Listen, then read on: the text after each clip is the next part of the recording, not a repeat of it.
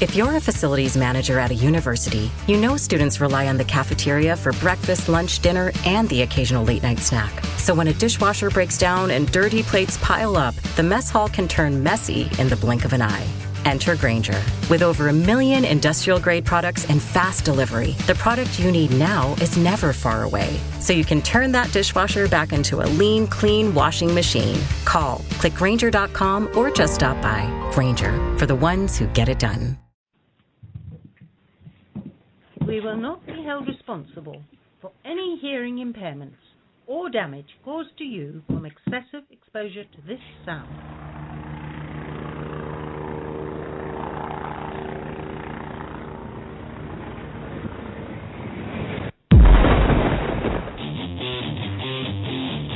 Unmuting.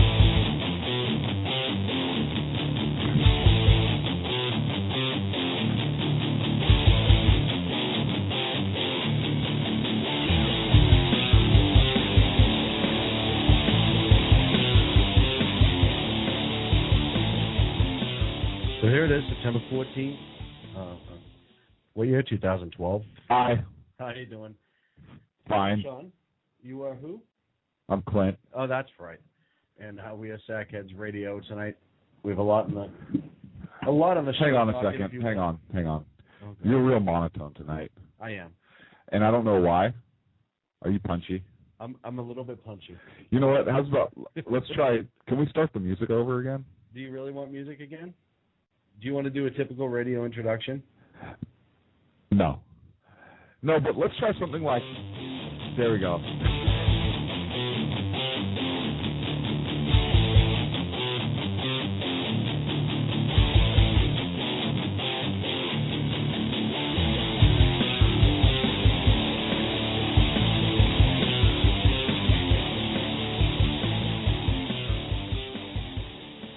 Hey, happy Friday, September 14th. I'm Clint. This is Sean. And welcome to Sackheads Radio. That was a much better introduction. There we go. No, we should try something like that next time. You're just way too... And you should be excited because the Boston Red Sox, did they not beat the Yankees 2 out of 3? I believe they took 2 out of 3. They definitely helped your guys out, though. Yes, Oakland is on fire again. They took 3 out of 4 from Anaheim and won 3-2 over the Orioles tonight. So they maintain the top spot in the wild card race behind Texas. Texas still can't shake them. Yeah. Texas is 3 games ahead in the AL West. I've said it all year. They're playing good ball. It's just hard to compete with them right now. They're a young team. They play hard every night. And they're having fun. Yeah. They have fun. They're loose. And they're loose. They're playing good fundamental baseball. Well, it goes back, and the two trains of thought when you're in the playoff hunt is sometimes it is when you're young, you're either really overly tense as a team and you're not able to produce, or you're completely loose and just ready to go. And it seems right now they're loose and ready to go. You seem preoccupied. Are you reading something? I am. I'm just saying hi to our friends in the chat room and making sure that our audio is all set and ready to go. And do we have friends in the chat room? We do. We have a couple friends already. Our good friend Sagittarian, who joins us most weeks. Hello, Sagittarian. Is in the chat room, so there's our shout-out from her. I'm sending out our little Twitter thing that we're live on the air and ready to go with our phone number, which happens to be 347-205-9399. Not a big deal. You have it. I'm a little tired. My shoulders are a little stiff right now. I just flew in again. Really? Yeah. You do have that wind-blown look to your face. I shouldn't because there is a cockpit. I can almost picture like the whatchamacallit over your shoulder blowing in the wind gently. You know what I'm saying? The scarf just flowing behind you, but the problem is I actually had the Snoopy. feather like in Dumbo, just the feather that I hold, and it. I was picturing Snoopy, so either way, I'll take it. Either way, is it because of the nose? I don't appreciate that. No, I don't. Listen, just because your nose weird. is big, just because I big nose, paint it red and I pretend I'm flying up against the Red Baron. It's great to have you here. I'm glad you could make it in time for the show. I love it when you come running through the door 2.5 minutes prior to air.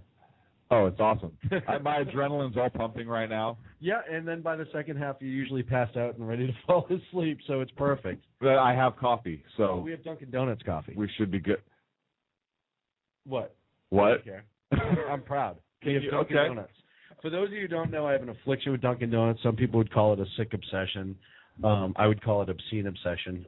It's just where I grew up, and it's what I love. I'm stuck on the other coast. You grew up in Dunkin' Donuts? Pretty much. Okay. That's not an exaggeration. I'm stuck on the other not coast. judging you. We do not have Dunkin' Donuts. So my good friend over to my right, some guy named Joe, hey, Clint, you should really get some Dunkin' Donuts flown in, and he did, and he made it and brought it for the show, and I thank you for that. That's pretty awesome. I'm pretty sure that's close to illegal. I don't know, like maybe they're going to convict me of smuggling Dunkin' Donut coffee or something.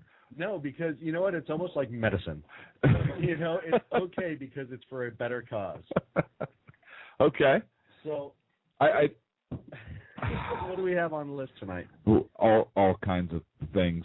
Yeah. Mostly the Middle East. I do want to say this week marked the anniversary of 9/11.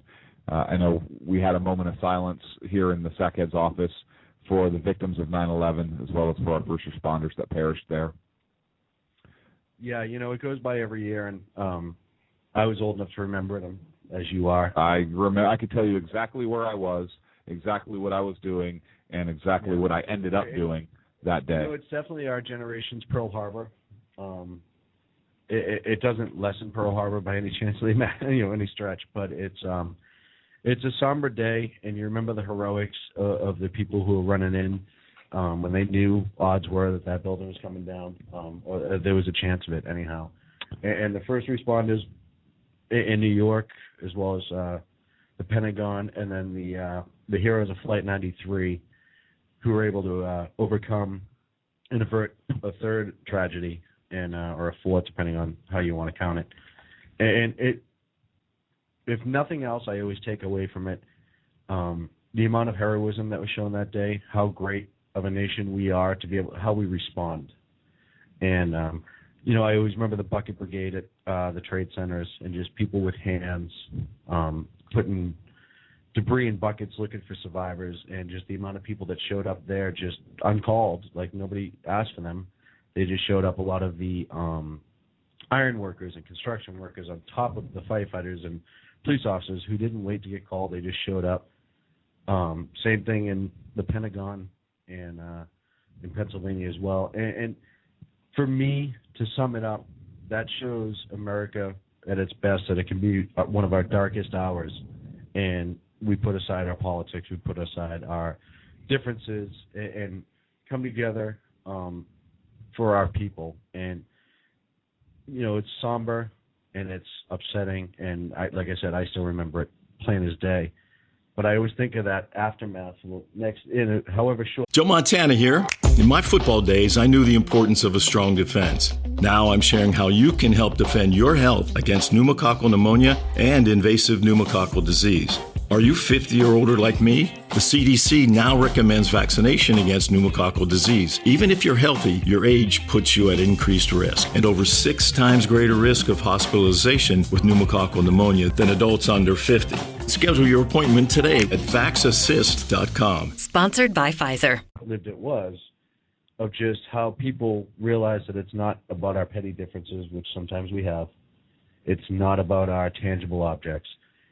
It's about us as a nation. And however brief it was, and this nation realized it then. And I'll tell you, I get choked up every time, and even right now, a little bit. So to those people who served since then, who were involved, to the victims of family, I thank you. And I'm sure the rest of the country does too. You were out on that coast when that happened. And I was. It was a horrible day for all of us as a nation. I don't understand why September 11th is not a national holiday. And you and I were talking about this. Yeah. Earlier this week, we have Pearl Harbor Day, which we should. Yeah. I mean, we never forget those who gave their lives. And why is September 11th? It's been 11 years. Well, how is this not a national holiday yet? And I'm sure people don't think of a holiday like like you're out celebrating. It's a holiday of remembrance. Absolutely, and it should be why are school? I mean, why are schools open? Our children should understand what that day was about, and not some watered-down version of what the day was, but exactly what that day was about, and how many people lost their lives, and how many heroes were out there that day. Not that we weren't separated into, we weren't or compartmentalized by race or by political affiliation or by even religious denomination. At that point, we were all Americans coming together, getting through a national tragedy, regardless if you were in Washington, D.C. or San Francisco, California. And, you know, I remember the flags being out and how we all came together as a nation at that time, but then pretty quickly we forgot. I mean, our nation had returned back to God. We were friendly to each other.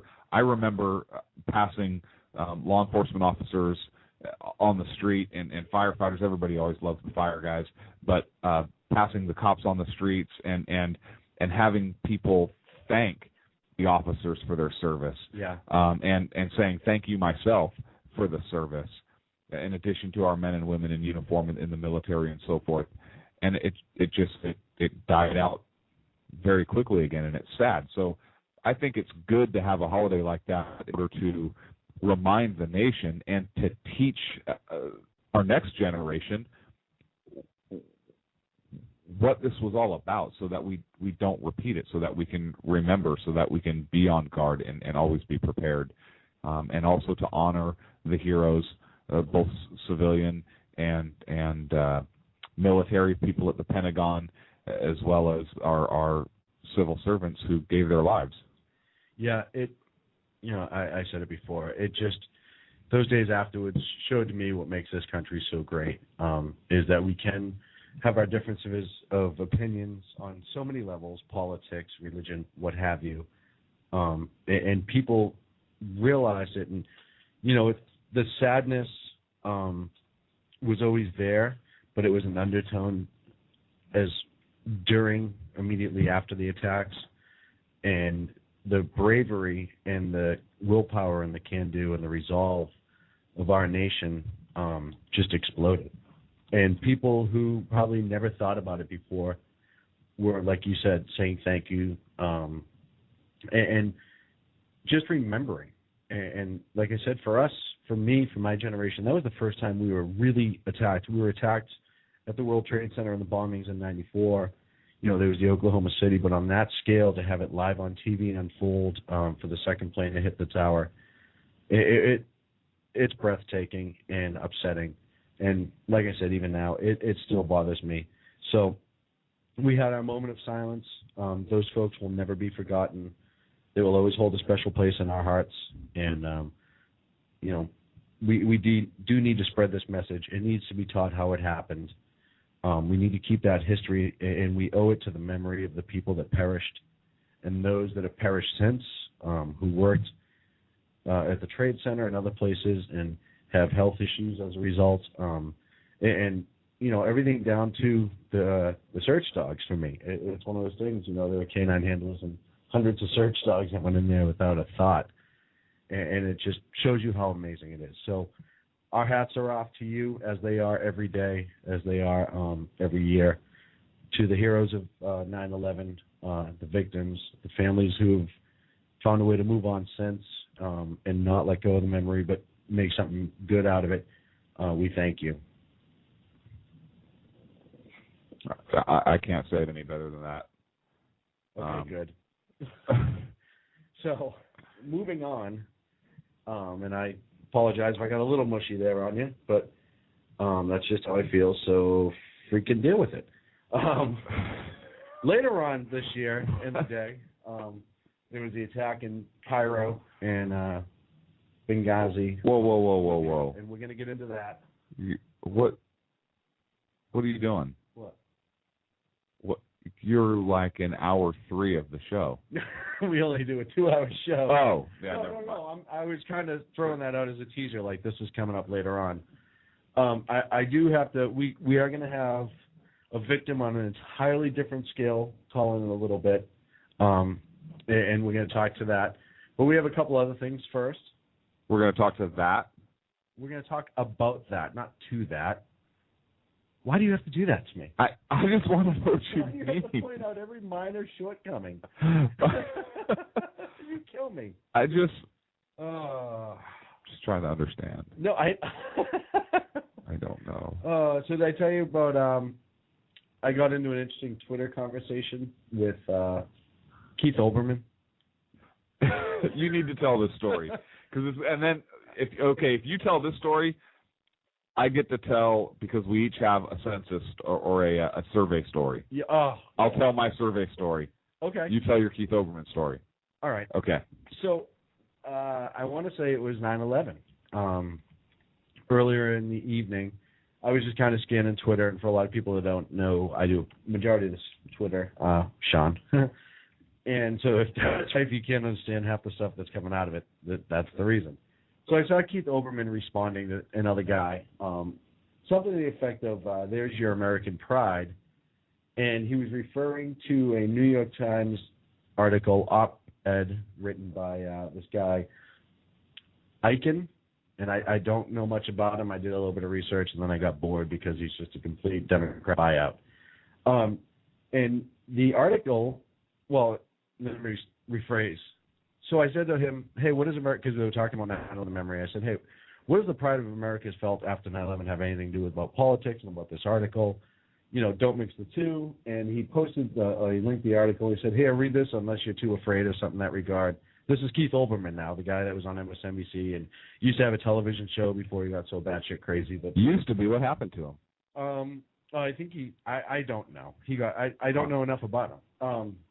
And I only follow him because he's such a super left progressive that I want to keep tabs on him. So you keep your enemies closer, you know what I mean? Right. So he responded, read the article unless you're afraid of something in that regard. And before I read the article, I said, hey, you want to have me read something and respond, that's fine. And I'm paraphrasing. I don't have the exact words. It's in my Twitter history. You can find it. But don't come at me like a child. This isn't like a high school dare. If you have something that you think needs to be out there and you're looking for a response from the other side, I'll be happy to look at it, but don't treat me like a child. So his only response was like 20 minutes later, and the article went on to say how essentially how President Bush had a lot of responsibility for 9/11, that he ignored a lot of the warning signs. What the article didn't tell you is that Clinton had a lot of information, and I'm not saying he should have acted, no more am I arguing that President Bush should have acted, and Clinton did nothing with it, but that was completely left out because the author is a complete leftist, and that was my opinion after I read it. I didn't know anything about it until afterwards. I kind of got the opinion when I was reading it, but whatever. So, moving on. So I read the whole thing, and a lot of it was assumption, half-truths, sort of lies, and just a lot of interjecting his opinion into it. You know, there was one presidential release that was a briefing released that was part of the 9/11 Commission report. Other ones from the event have never been released. They're still classified. He's saying that he's had the ability to see them, blah, blah, blah, blah, blah, but he's not saying who, he's not saying where, he's not saying why. He's only given snippets, to which I call BS immediately. Because either there's somebody in this White House, again, who's leaking classified information, which... That would never happen, would it? Or he's making some stuff up based off of what he's heard and, again, half-truths. So I pretty much respond to that. I said, hey, blah, blah, blah, blah, blah. And his response was, did you read it or were you afraid your head was going to fall off? Huh. Now, I think my response was the size of my neck, my head's never going to fall off my body. I have a neck like a tree trunk. It's not going anywhere. So that was kind of my response. Then I got it, said, if you want to get into name calling, that's not the conversation I want to have unless you want to talk about your affinity with the New York Yankees, at which that point I will eat you alive. No response there. And then I said, I'll be happy to discuss this. It was late at night. I was getting ready to go to bed because I had to move this week. That's always fun. I said, hey, I'll discuss this in the morning with you. You respond, and I'll look for it. I pointed out everything that was wrong with the article. It was weird. There was no response. So this guy who was baiting me and kind of calling me out like a child, I proved my points to him, and he had nothing. And it's amazing that when you change the argument to the truth and not just what they want to see on the left, they just don't want to engage you anymore, or they want to make accusations that other things are going on that have nothing to do with it. So that was my Keith Olbermann story. Wasn't that big of a deal, but I couldn't believe that he was acting like such a. I could believe it because it's Olbermann, but man, what a d-bag he is. D-bag. Douchebag. D-bag. Okay. Oh yes. He just Does it surprise you though? I mean, really, because you were like, now hang on a second. You were like a kid in a candy shop, though. To be fair, you were all giddy and I was because he had no response. And this is Olbermann. Him and Maddow are like the two biggest left progressive TV hosts. I mean, there's Chris Matthews and there's a couple other ones who were bought and paid for by the Obama administration. However, he usually keeps up a good fight. I've read his other stuff on Twitter when he fights with people. And normally what happens is people who are against him get eaten alive by his fanboys, that I like to call them on Twitter. He's got like 375,000 followers. It shows you there's probably 370,000 mindless people. I'll give you 5,000 just doing what I do, keep tabs on him. That's why we follow him. Okay. He usually has fanboys that immediately like engage and just attack.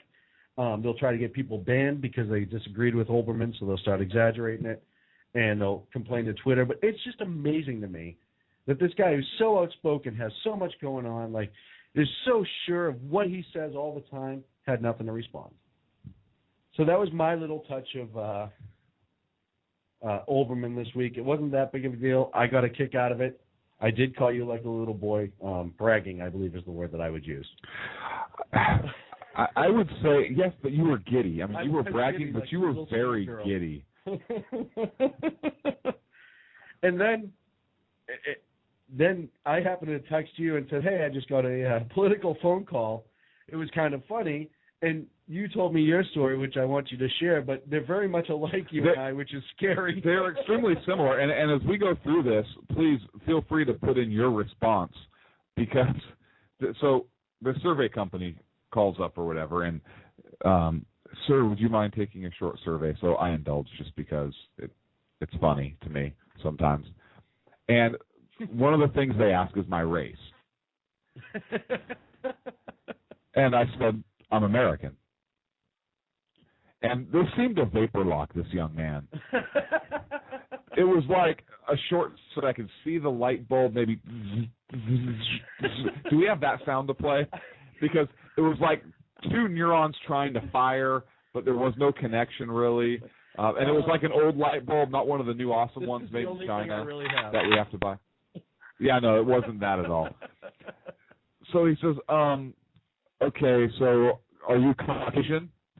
And I said, I've never been to Caucasia. I don't even know where Caucasia is. Have you ever been to Caucasia? And again, it was like silence. And he said, well, I don't. I said, look, I'm American. I've never been to Africa. I'm not African American. I didn't come from Portugal. I'm not Portuguese American. I didn't immigrate anywhere. I was born here. I'm American. He didn't like that very much.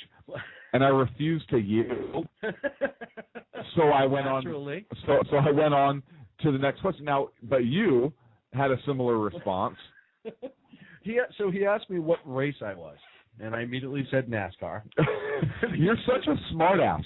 Why can't you just answer questions? At least I had an honest answer. So I said NASCAR, and then he just kind of paused and went through his little list, and he's like, American, African American, blah, blah. He said American? No, he didn't. Sorry. Caucasian, African American. And I said, well, I'm white. Well, actually, I'm a little pink most days. And he just kind of paused. I said, you don't have pink? And he said, no. And I said, so we went on, and he said, are you Caucasian of Hispanic event? And I said, well, to be completely honest, I said, I'm American of Irish descent. I bet you don't have that little checkbox in there, do you? And again, there was a long pause. Because he was reading. He was looking for it. I said no. Hoping he had it. And so he didn't know which way to go, and he kind of eventually went, well, so what should I put? And I said, that's fine. You know what? I'll be Caucasian. I don't mind being pigeonholed. Nice one. You know, why do you mess with him? You know it's not his fault. The guy just has a job to do. Because... Why do you do that? I don't mess with people like that. Really? You do it to me the entire 2 hours we're on the air every week on the Friday Night Fiasco. The Friday Night Fiasco.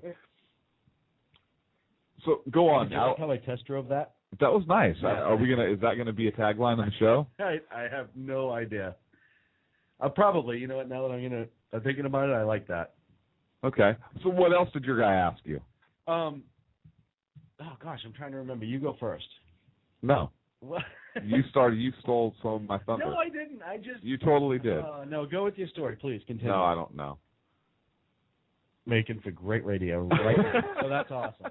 I was asked political affiliation. I was.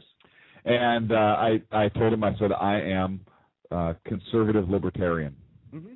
And he vapor locked. Had no idea. No clue. Well, so basically he says, well, okay, so what party do you most identify with? I said, yeah, right. Why?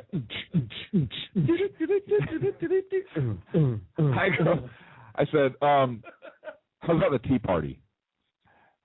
And I love how you just took a big sip of coffee when I said that. And this guy was so locked up, and I finally said, look, I don't think that you're properly equipped to deal with a conservative, non-politically correct individual, so I'm going to go ahead and just end this call. Well, and I'm trying to remember the rest of my call because your story makes me laugh that I almost forget some of mine. So I'm just going to move on. Well, they asked you political affiliation. What did you tell them? They asked me political affiliation. I said, are you a Democrat and Republican? And I said, well, neither really. I said, I'm conservative. I wouldn't say I'm a Republican. As a matter of fact, then I went into your little line. I said, did you know George Washington warned us against the two-party system? Nice work. Anytime you get a chance to educate somebody. And he said, no, I didn't really know that. And I said, yeah, you should look that up. So then he asked me, after we went through that whole rigmarole, he said, where do you get your news from? And he started listing them off, MSNBC, NBC. Yes. And I turned around and I said, Sackheads Radio? And he kind of stopped. Yes. Because I figure I got to promote the show whenever I get a chance. Oh, absolutely. Right? And he's like, okay. I said, is there a checkbox in it? I said, no. I said, can you put other and then write it in? He said, yeah, actually. I said, do that for me, would you? And he did. And then I told him the website. I told him he should check us out. Because at the end I did. He's like, well, you seem pretty politically informed. I said, well, I should hope so. I do a political talk show. And he was like, oh, that's really cool. What's it called? I said, I'm not telling you. Because if he couldn't figure it out by the amount that I pushed our show on his little survey, because I'm hoping whoever ran that survey, at some point it shows up and they go, who the hell are these two? And then my mission is accomplished. I've reached yet another listener. Nice work. Thank you. No, you're welcome. Another thing that I like to do, and I've actually done this before, is have, those door-to-door salespeople? Yeah. I'm being politically correct. Those door-to-door salesmen that come? Yes. I apologize, folks, for being politically correct. War and Women started by Clint right here. Yeah. I hate him so much I have like 7 ex-wives.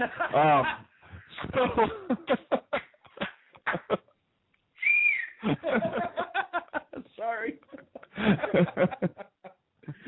I think they all have a war on men. Just those 7. So they come and I say, I stop them in their tracks. Good evening, sir. Good morning, sir. I'm here to. I say, hey, start. Hang on a second. I will listen to everything you have to say, and I will most likely purchase whatever you're selling if you can answer one question for me. And of course, at that point, they're all ears, right? Yes, of course. And I say, okay, what is the name of the book? Who was the author? And when was it published? That our founders referred to and appreciated, and that our economic system is based on.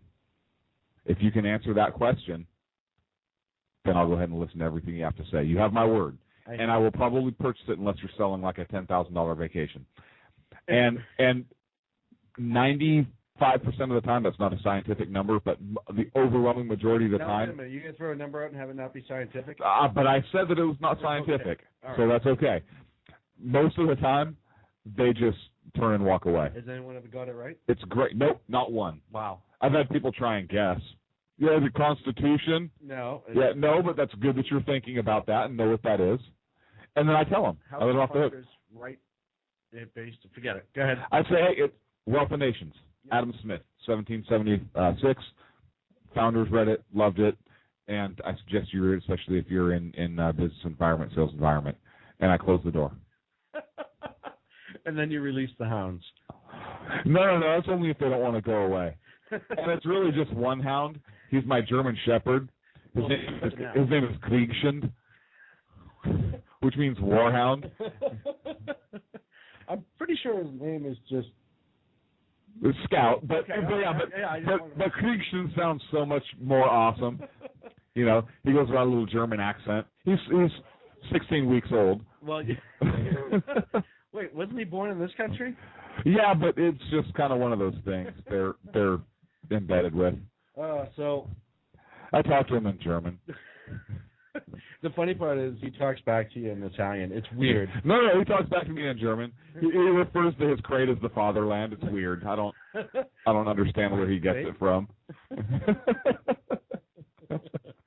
Oh man, out of control. Thank God we stick to the script. You know, I'm glad. Oh yeah, completely. Hey, I did learn another interesting fact. What's that? Did you know that the Constitution had a page 5? No. Yep, it was the transmittal page. Right. It was signed by George Washington, basically transmitting the Constitution and giving instructions for how delegates should be chosen in the various states to ratify it. And I saw an article on Yahoo earlier, and I cannot find it again. I've been searching for it. I cannot find it again. So I don't know if it's true or it's not true and they took it down. But the article I read on Yahoo said that because this is the 225th anniversary of the Constitution coming up on the 17th, I believe. Happy birthday, Constitution. Happy birthday in 2 days to the Constitution.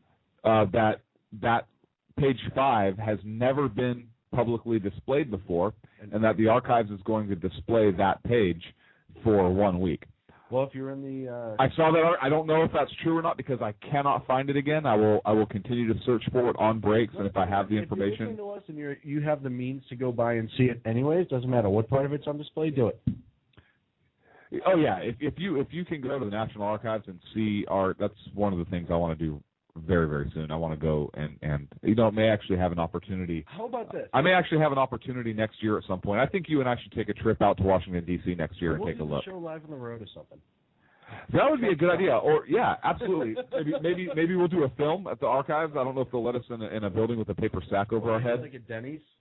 We'll just do it from a Denny's. We won't even tell them what's going on. We'll just call in and do the show from a Denny's. While drinking a Yoo-hoo. Because if we're at a Denny's, we have to drink a Yoo-hoo. Why wouldn't you? That's what I'm asking. Absolutely.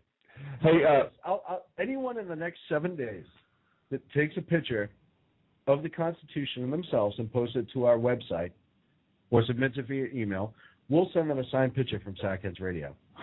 Hi, that's a good idea. So if you want, submit a picture of you in front of the Constitution. Has to be within the last. I'll give you a month. I'll give you a month long. So from the 1st of September to the end of September, take a picture of yourself, email it to us, fanmail@sackheadsradio.com, or in a few days you should be able to get it back up on our forums at conservativeoutcry.net. We'll do a hand-signed picture. And if you're drinking a Yahoo, if you're in the picture with a Yahoo and the Constitution in the background, I will send you a show-worn sack. Perfect. Because we do wear paper sacks on our show, at least for a couple minutes at a time. So we have show-worn sacks. It's kind of one of our weird things that nobody really cares about but us probably, but I think it's hilarious. I think it's a riot. I'll send you an autographed show-worn sack. So fanmail@sackheadsradio.com. And if you go to our website, sackheadsradio.com, you can find the link to our forums and to our Stitcher download and all the instructions. If you download Stitcher and enter the right code word, you can enter to win $100 for a gift card. So we're going to take a break. I'm going outside.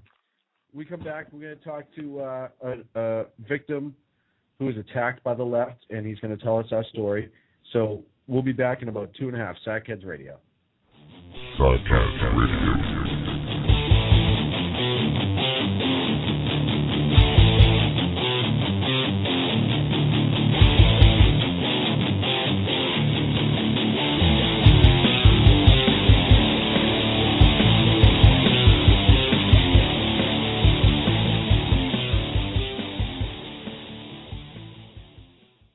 Hey, this is Sackhead Clint. We're fortunate enough to have our friend Vanessa do our news briefs. If you like her news briefs, she is a voiceover talent. Check out Platinum Vocal Cords. She has over 15 years radio and voiceover experience. Graduated Northwestern State University with a liberal arts degree. Don't let that scare you, folks. She is a true sackhead. Please check her out. Again, that's PlatinumVocalCords.com. Thank you. Hey guys, it's Sean from Sackheads Radio. I want to talk to you a minute about our friends over at HomefrontHugs.com. They're an amazing organization of volunteers who take their time, effort, and money to take care of our troops overseas as they serve our great nation. HomefrontHugs.com. You can donate, write letters to troops, adopt a troop, you name it, you can do it. Help those wonderful folks who protect our freedoms. Go to HomefrontHugs.com. Tell them Sackheads Radio sent you. Hey guys, it's Sean from Sackheads Radio. I know I've said it before. Check out our friends at conservativeoutcry.net, but I really mean it. If you want interesting and exciting political commentary and analysis, that is the place to get it. Different, always spot on, always truthful, never pulling a punch. conservativeoutcry.net. Tell Rooster to get Bulldog back on and that Sackheads Radio sent you.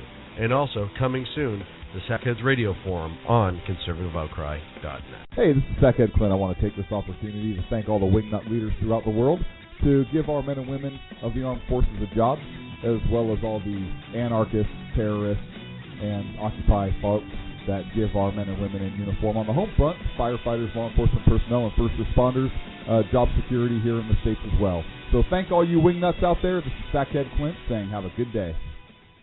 Due to the graphic nature of this program, listener discretion is advised. 3, 2. I love how you're still doing the countdown. We discussed previously that it's completely unnecessary. Hey, now welcome back our true professionals, Clint and Sean. It's back. On Friday evening. If you want to call in, the phone number is 347-205-9399. I won't plug anything for a while, I promise now. Well, good. I'm going to take a phone call real quick. We do have Mr. Politics is on the air, and he wants to talk about the Constitution. Hey, Mr. Politics, you with us?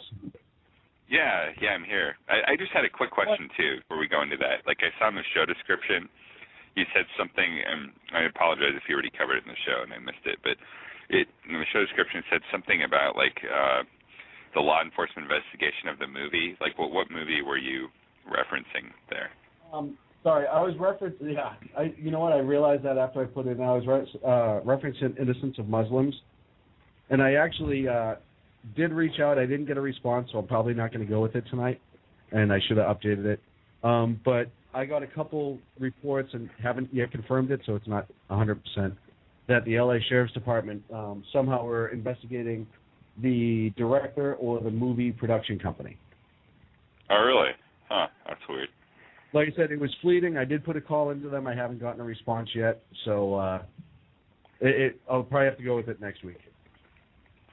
Okay, all right, yeah, I gotcha. So, yeah, I mean, I guess I'd be one of those, like, wingnuts, like you referred to in your ad. You know, I'm more into, like, the ANCAP philosophy, but, you know, I'm a fan, I guess, of, like, the original Constitution, like, from a theoretical point of view, you know, if we had it, you know, I mean, it would definitely be better than what we got now.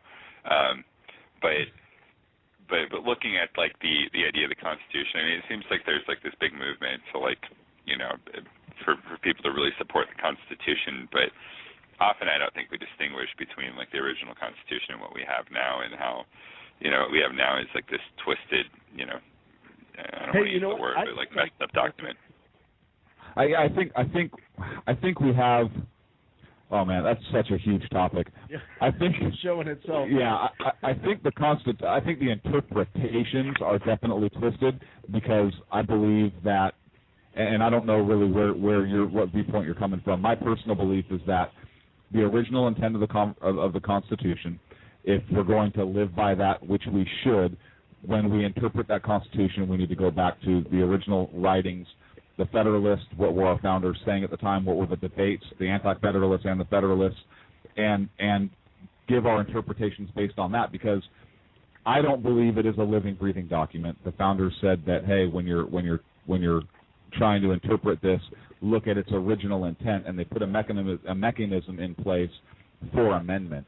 And then I'll go off on a tangent about the whole state senator, the U.S. senators being elected by popular vote now, and that amount, I think it's the 17th Amendment. Yeah, the 17th Amendment's pretty dirty. I mean, but there's been like a lot of other dirty stuff that's happened, before absolutely. and then and after that, But as far as the Constitution is concerned, I mean, I think it's important to go back and like read the Federalist Papers. I think it's important to read, a lot of the writings and stuff at the time.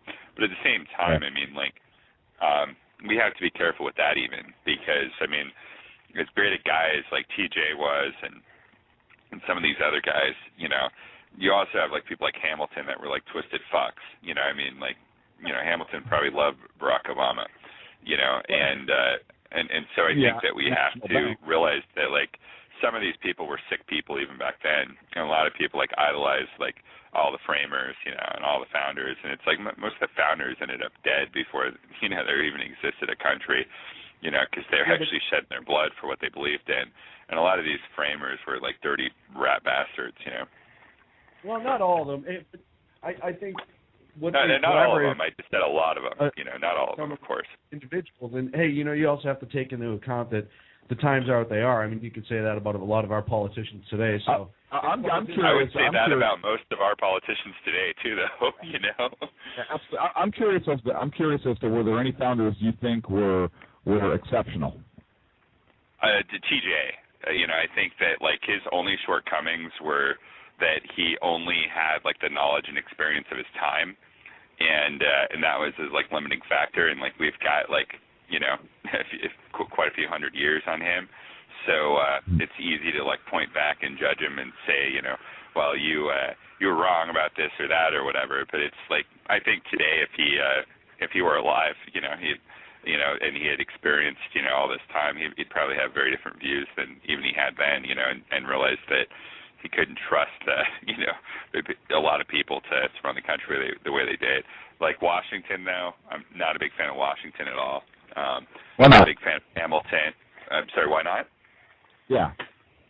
Well, I mean, it was only like, a few years after the ink on the Constitution dried, and a lot of good men, lost all their property or lost, their families or lost their lives, so that they wouldn't have to be subject to the British Crown, and especially that tax thing was important.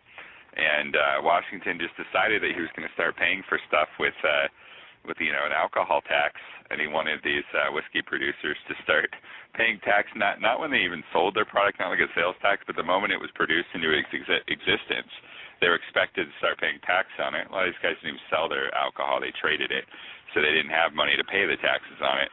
And when they said no, he wanted to send an army out and kill these people. So I don't think that. You're talking about the Whiskey Rebellion? Yeah. I don't think he had the founding principles in mind, and I think that Hamilton was whispering some naughty things in his ear, and I think he listened to those things, But no, I'm not disagreeing with you about Hamilton. Washington, though, I think Congress levied that tax, and Congress in our Constitution had that right to levy that tax, and I think Washington understood, because the Articles of Confederation, and you sound like you're very well read on this topic, and you sound like you have a similar viewpoint as me on the Constitution, but I disagree with you about Washington, which is okay. I think that he had we're coming off the time where we had the Articles of Confederation, and we realized we needed something stronger. Congress did have the authority to tax, and they exercised that authority. Well, wait. Where did they get the authority to tax? Like in the original Constitution, the one that he was operating on, where did they get the authority in there to tax? It's in the powers enumerated under Congress. They have the authority to tax. No, actually, they could only tax all their taxes and their entire tax relationship had to be between the federal government and the states. They had no direct taxation power, and those powers didn't even go into effect until 1913. So they were they were out, right? Yeah, for the income tax, and there was no.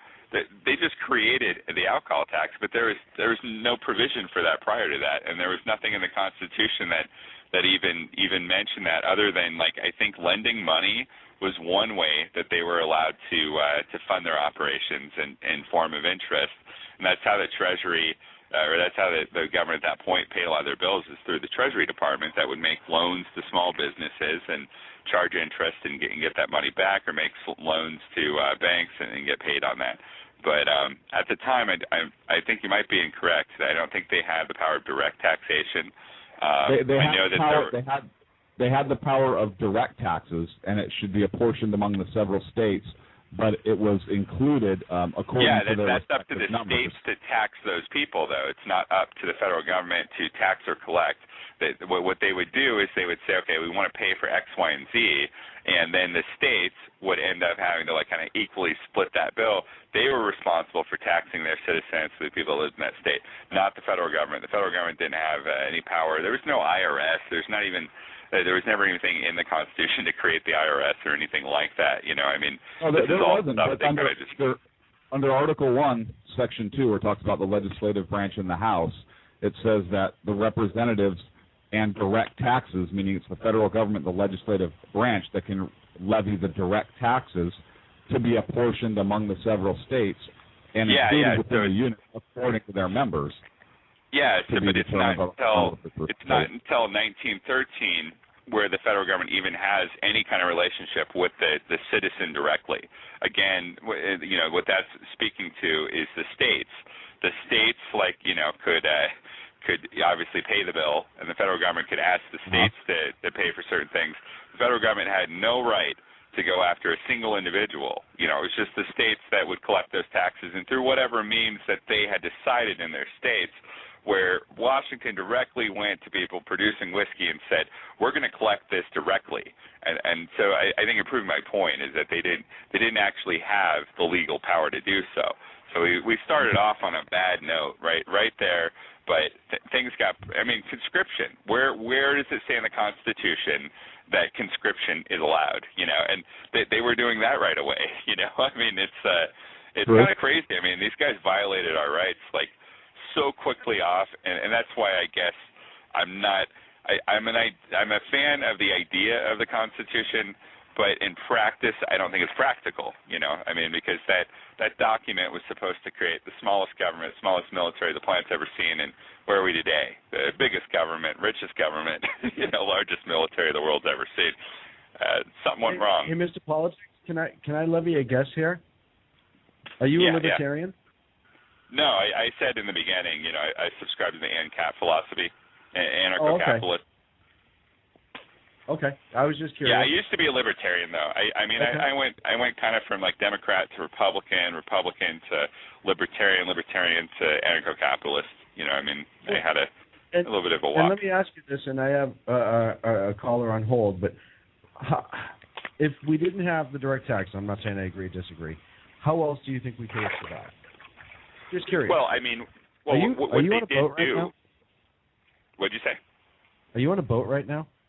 No, I was actually my hot tub at the sprinkler. That is so great. Well, that's the first on the show. Well, talk about bragging. You just made that water swirl nicely in the background, just to rub it in a little bit more. I jest. Go ahead. I'm sorry. The way that they were collecting taxes prior to that is, again, through the Treasury. Treasury would loan out money to states or to banks or to whatever entity you wanted to borrow the money and then lend it back out. And then the interest paid, that was one way. And then the other way is suppose, back then they weren't really building roads, but suppose that they wanted to build a road. It's a good example. What they'd end up doing is they would vote on it. And you have to remember, too, back then the senators, they were actually operating pretty much out of the state house, and they weren't elected by popular vote, like you pointed out. That was way later, 1913. That they passed the 17th Amendment.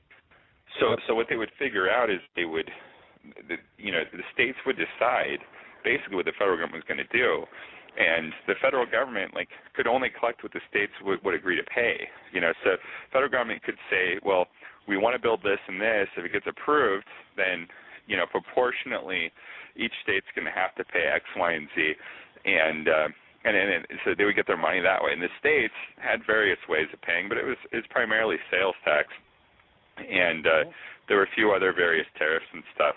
But it was pretty minimalist, and it's so they were getting along just fine, but it was it was after the Revolutionary War. They were in a little bit of debt, and they wanted to pay that off. And Hamilton had this fantastic idea that we could just directly tax, and we could create this alcohol tax. And it was supposed to be a sales tax, but it ended up being like a production tax because they knew that it was mainly the Scottish and the Irish that were producing massive amounts of alcohol.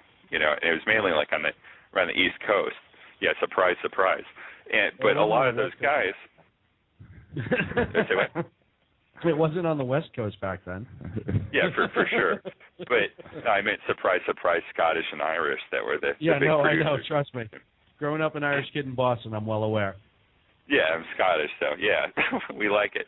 But the thing is that a lot of these guys, they never even sold their liquor. Their liquor never even made it to a sale. They would trade it. If your wife wanted a dress, you trade a gallon of your finest moonshine for it. A lot of people paid their rent alcohol sometimes. And it was as good as cash in a lot of ways. I mean, everybody was drinking. Temperance hadn't kicked in yet or anything, so it was a very popular commodity.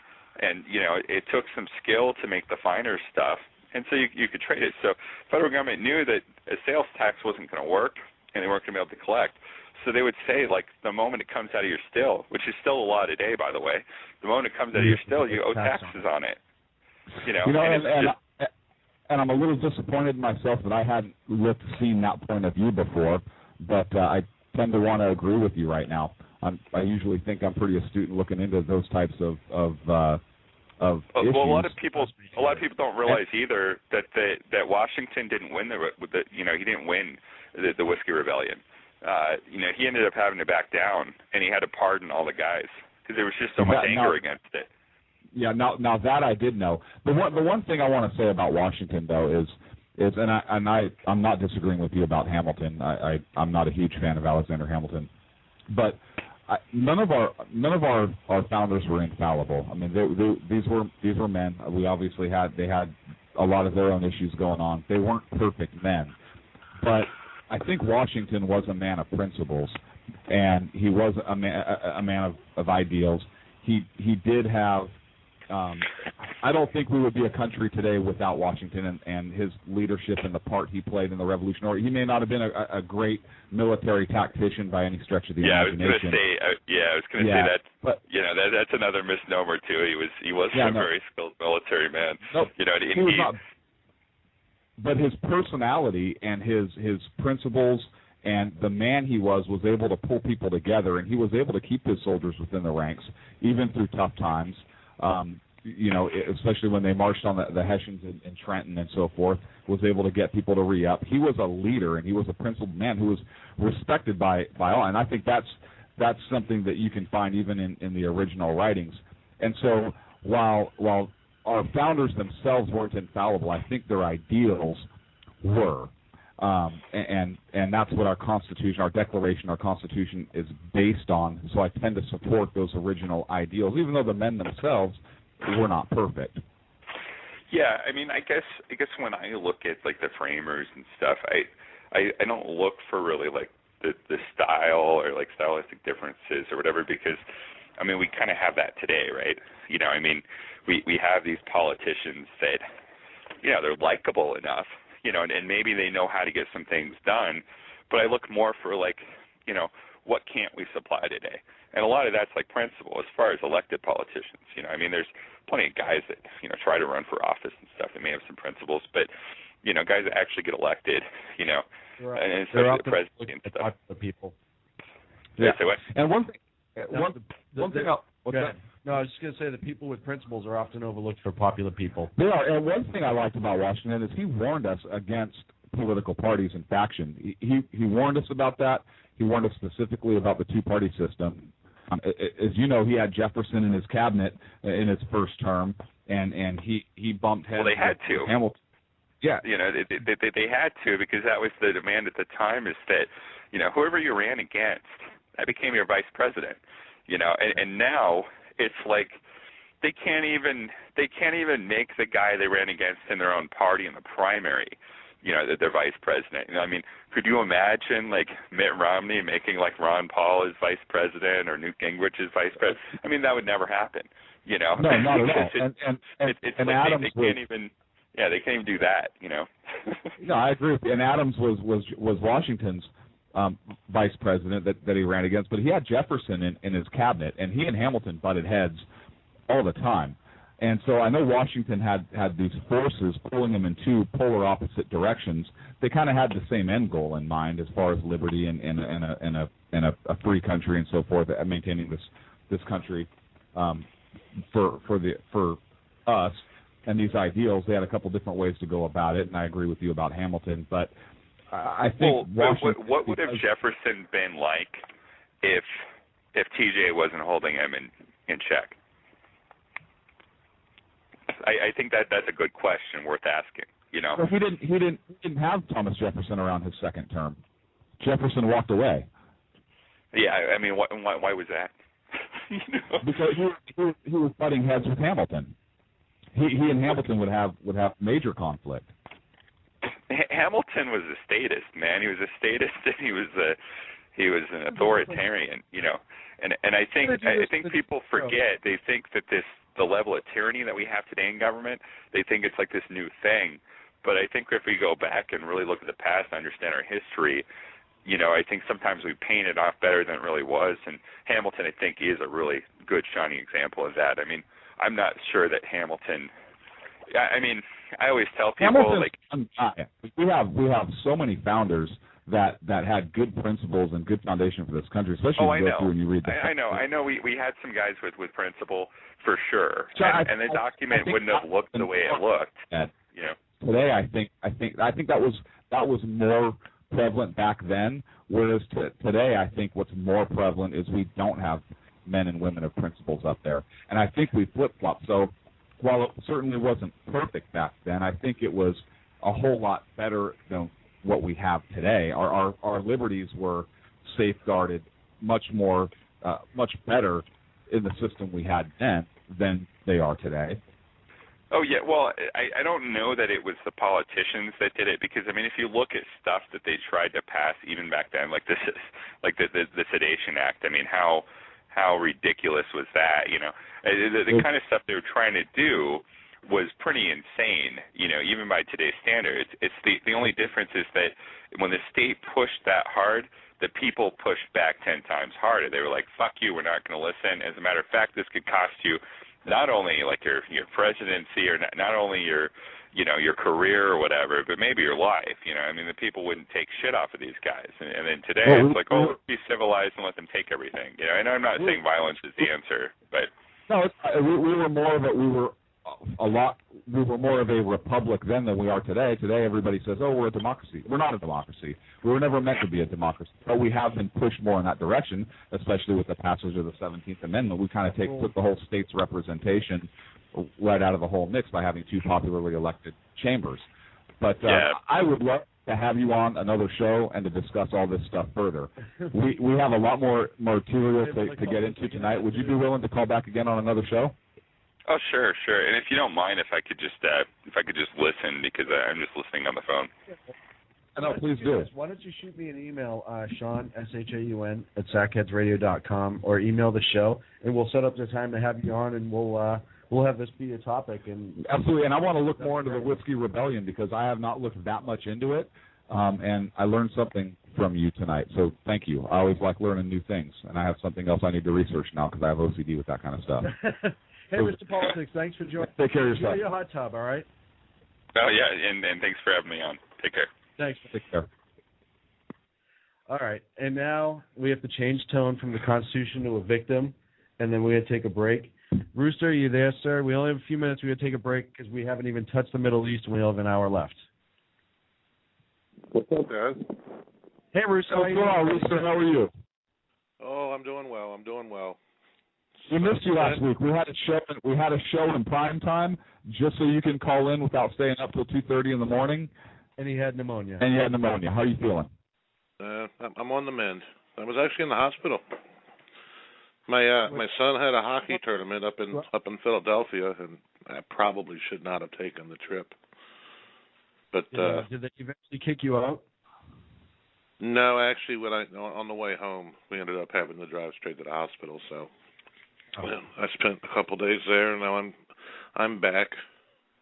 And you're So, on the mend. Clint? And that's why you're ill. Sir. How does it feel to be looking in the mirror and talking to yourself? It's awesome. I'll tell you, I love to learn new things and to have a new perspective put in front of me, because I'm one of those people, hey, if there's evidence, show me the evidence. I like to research it myself. And if I was inaccurate on something, I want to research it and correct that. And in this case, I think I was. I need to take a look at the Whiskey Rebellion and see and get some good information.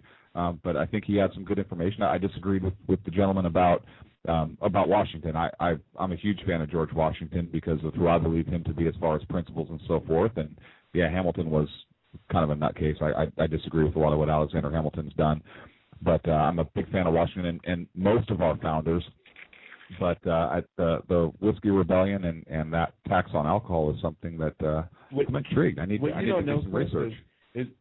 Mr. Politics was probably about 2 minutes into the call, and Rooster said something to the effect in the chat room, and I'm trying to see if I can find it, but how does Clint feel to be talking to himself or something?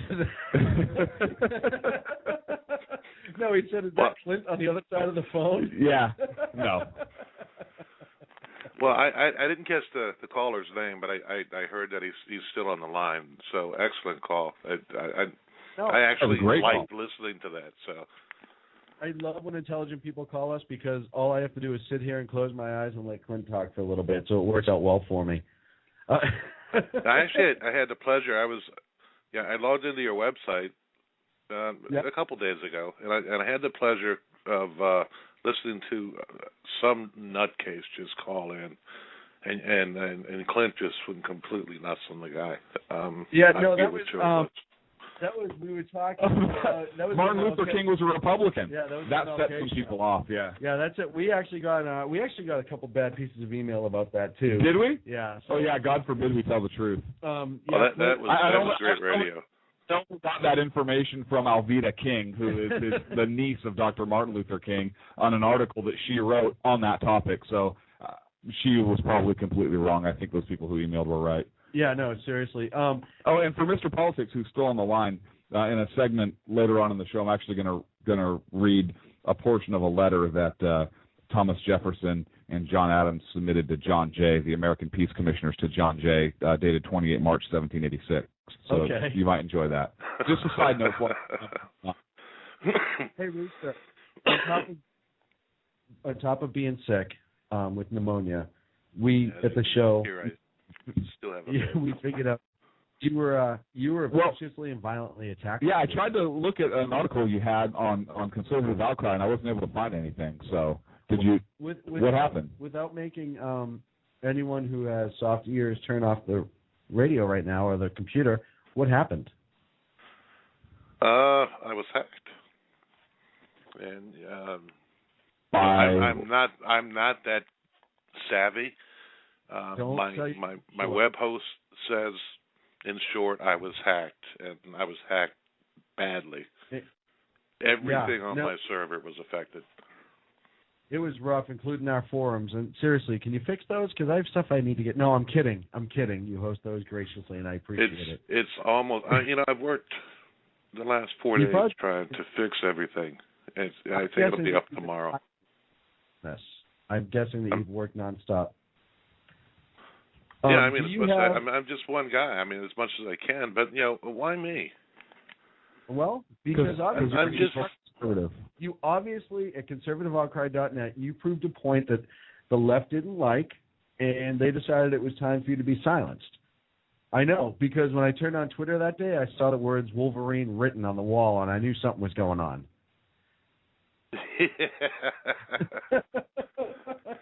Now, do you have a message for those hackers? And we're going to go into a break in a minute, but I want you to get your full message to those hackers out.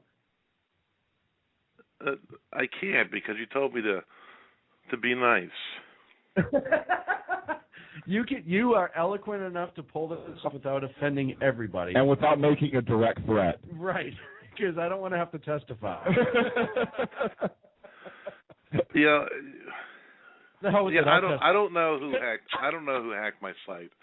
I'm assuming it's some left-wing troll, because a conservative just wouldn't do that. The thing that gets me is I offend everybody, Equally. not just yes, equally, as Clint will attest. And there's many a conservative out there that disagree with my positions as well. So why me? Well, why would some idiot that 6 months ago was probably banging his girlfriend underneath a cardboard blanket in Zuccotti Park have to attack? Because for whatever reason, they're insulted with your opinion. Now, we've learned this before, and if it was the left, and I'm assuming it was the left, that's a straight-out assumption, but we've learned before that as long as you agree with them, you can say all you want, but as soon as you disagree and make a valid point, you get brought down. Yeah, that's it in a nutshell. So to the idiot or idiots who hack my site, you're not going to silence me, and I dedicate my next post to them. I'm sorry? Before we go, can you give us a nice, loud Wolverines? Nice and loud. I couldn't do it right now, not with my my illness. This is about as loud as I can get. Well, get the show, and if you guys are listening out there, conservativeoutcry.net, love him or hate him, he always makes a valid point. That's our good friend Rooster. Hey, Rooster, we're going to take a break, and then we get back. We're going to dive into the Middle East because we are running way behind on this show. Okay. Hey, take yourself, Puff Rooster. the Magic Dragon. That's my word to Clint. Magic Dragon. That is how you solve the Middle East problem. I could clear the Chum Wagon. Hey, you know what? We get yeah. So you know now, those you know those first of all, you dated yourself, right? By calling it that. And I'm not talking about the name of a bong either. No, I know you're not. You're talking about the gunship. I know exactly what you're talking about. And you're dating yourself because that's the term used in Vietnam. That's that's right. I'm surprised you know those big the Jolly Green Giant. I'm sorry? I'm surprised you didn't say if they get in trouble, the Jolly Green Giant can come save them. Yeah. You know those big testicles that hang off the back of like a truck? Yeah, of course I do. I molded those. What are you talking about? He was the test model. Yeah, I did. How would I not know what those are? Then all he had to do was make it bigger, and they went right to production. If you rip like all of them say like Sackhead Clint on them, it's kind of weird. Well, I think Mr. Barack better find him somewhere, or he's going to lose the election just like Jimmy did. Obama, that would be so horrible. Yeah, that would be a shame. You know, I would be up all night crying. Hey, Russo, we appreciate it. We're going to take a break. I'm going to put you on hold. When we come back, we're going to get into the Middle East. Thank you for calling, Russo. Get the website back up, and to the D-bag that hacked this site, I'm really angry at you. Really. Well, just have to read my next post because I'm going to offend everybody in one post. Well, I can't wait. Except when it Peter. Gets up. I'm not Peter. You know what? I want to say something to the guy or gal or troll who hacked the website real quick. You know, I like how free speech applies only to those who agree with you, and that you want to silence those who don't agree with you. Cowardly, and you cloak yourself in the First Amendment while simultaneously trying to silence those who are exercising their own First Amendment rights who just happen to be in opposition with you. I welcome anybody with an opposite point of view to me to speak out, because I think good debate and good conversation is what this country was founded on. And how do we get better if we don't have those debates? And it's okay to get heated. It's okay to get angry. It's okay to disagree. But I would never want to silence somebody else's right to speak out, whether they agree with me or not. I don't care if you agree with me or not. A lot of people disagree with me. I'm totally okay with that. But the fact that you want to silence somebody else because you don't like what they have to say is cowardly. It's cowardly, and it's. I'm going to go off right there, so I'm going to go ahead and stop before I end up saying something poor. Hey, Bruce, my last thought, and then I'm going right to commercial. The only problem with your website? If you got a business, that you didn't build that. Not build that. Yes. All right, guys. Hey, I didn't use the F word. Hey, you know what? I'm going to mark this down on the calendar. Rooster from conservativeoutcry.net. Thanks, Rooster. Okay, I'll be listening. All right. Sarcasm Radio.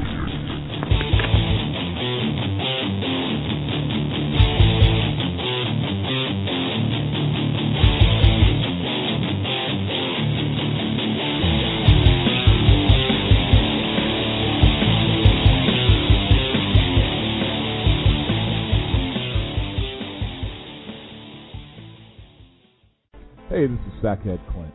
We're fortunate enough to have our friend Vanessa do our news briefs. If you like her news briefs, she is a voiceover talent. Check out Platinum Vocal Cords. She has over 15 years radio and voiceover experience. Graduated Northwestern State University with a liberal arts degree. Don't let that scare you, folks. She is a true Sackhead. Please check her out. Again, that's PlatinumVocalCords.com. Thank you. Hey guys, it's Sean from Sackheads Radio. I want to talk to you a minute about our friends over at HomefrontHugs.com. They're an amazing organization of volunteers who take their time, effort, and money to take care of our troops overseas as they serve our great nation. HomefrontHugs.com. You can donate, write letters to troops, adopt a troop, you name it, you can do it. Help those wonderful folks who protect our freedoms. Go to HomefrontHugs.com. Tell them Sackheads Radio sent you. Hey guys, it's Sean from Sackheads Radio. I know I've said it before. Check out our friends at conservativeoutcry.net, but I really mean it. If you want interesting and exciting political commentary and analysis, that is the place to get it. Different, always spot on, always truthful, never pulling a punch. conservativeoutcry.net. Tell Rooster to get Bulldog back on and that Sackheads Radio sent you. And also, coming soon, the Sackheads Radio Forum on conservativeoutcry.net. Hey, this is Sackhead Clint. I want to take this opportunity to thank all the wingnut leaders throughout the world to give our men and women of the armed forces a job, as well as all the anarchists, terrorists, and Occupy folks that give our men and women in uniform on the home front, firefighters, law enforcement personnel, and first responders, job security here in the States as well. So thank all you wingnuts out there. This is Sackhead Clint saying have a good day. Due to the graphic nature of this program, listener discretion is advised. 3, 2. I love how you're still doing the countdown. We discussed previously that it's completely unnecessary. Hey, now welcome back our true professionals, Clint and Sean.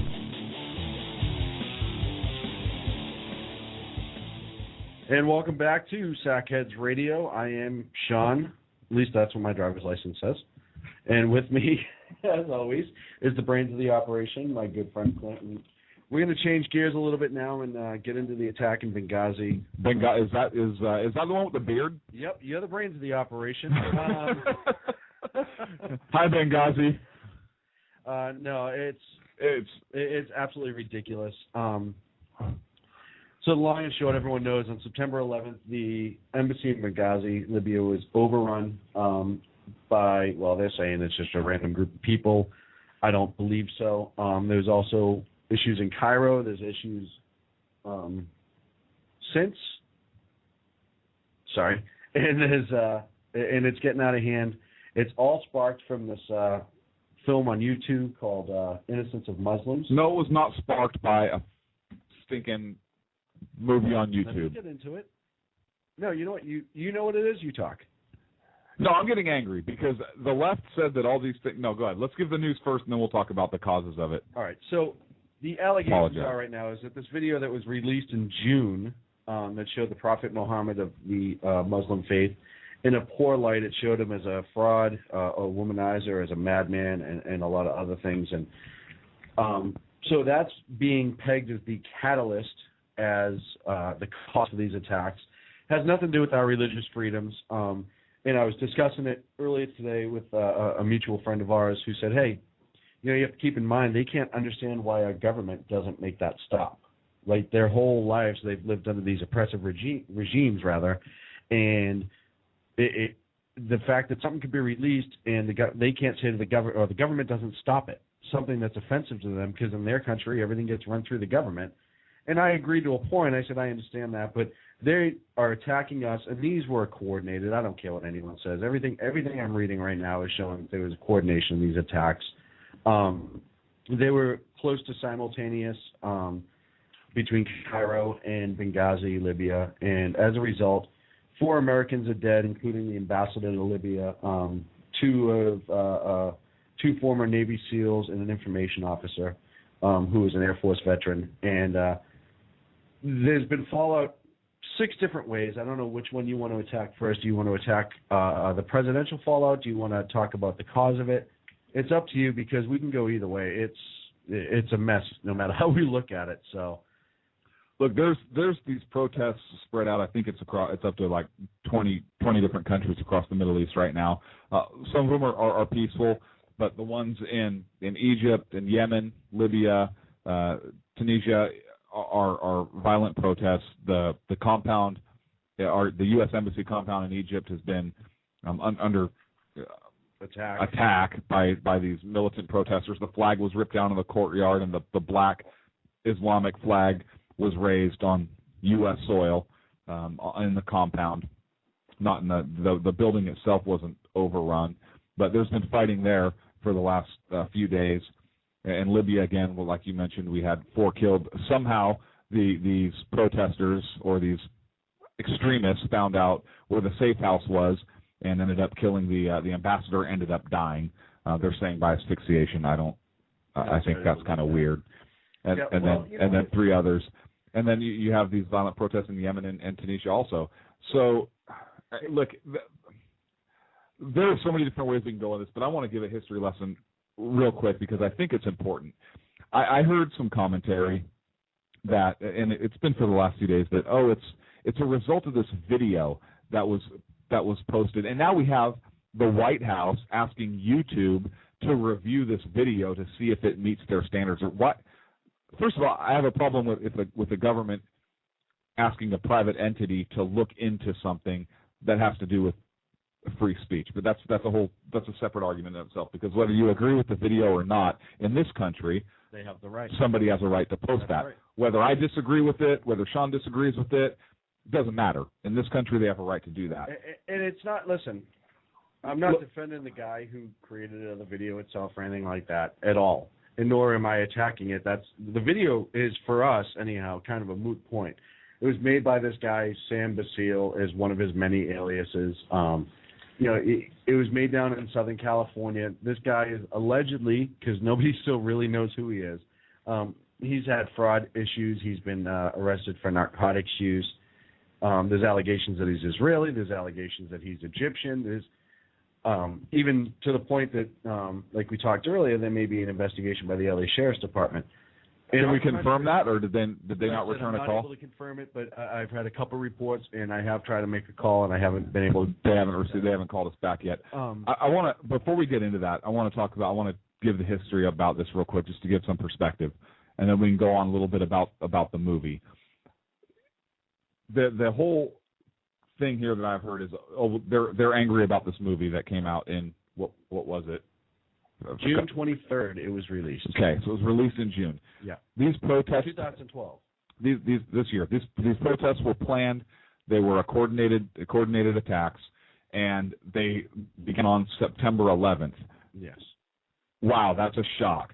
Yeah. So they're not. It's not spontaneous rage. It took people. them a month and 3 quarters to get up. Yeah. It's not spontaneous rage. Now, I want to remind people, we talked about this in one of our very first podcasts, which I think was like a 20-minute little podcast that we talked about. We were so young. We were so young, yeah, a couple months ago. We've been fighting Muslim extremists since the birth of our country. Back after the Revolutionary War, we had shipping that was going on in the Mediterranean and through the Strait of Gibraltar, and we had the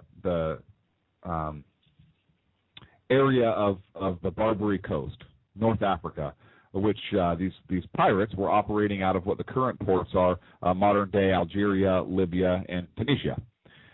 And what they were doing is they were attacking American and European shipping, and they would enslave people on board the vessel and sell them as slaves. By the way, I want reparations because I may be of European descent and American descent, obviously. I want reparations for slavery from these Muslim nations. I think that they should apologize for slavery. In what year?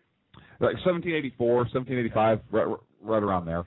And so they were making war against us and enslaving our people and our trade. The United States was no longer under the naval protection of Great Britain.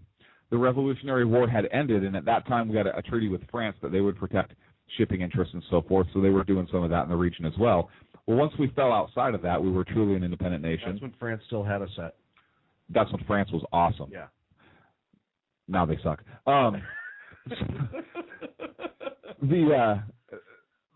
The I want to read you part of a report from the American Peace Commissioners to John Jay. The American Peace Commissioners were John Adams and Thomas Jefferson, and this was dated 28 March 1786, and this is from the writings of Thomas Jefferson. I believe it's volume 9, or the Thomas Jefferson Papers. I think there's also a copy in the Adams Papers. They believe you. But I got this from Founders Early Access to the University of Virginia is the source, copyright 2009, by the rector and visitors of the University of Virginia. And what the letter says, it was written in Grosvenor Square, March 28, 1786, which is in London. And I'm not going to read the entire letter, but I want to read what I believe to be a key point.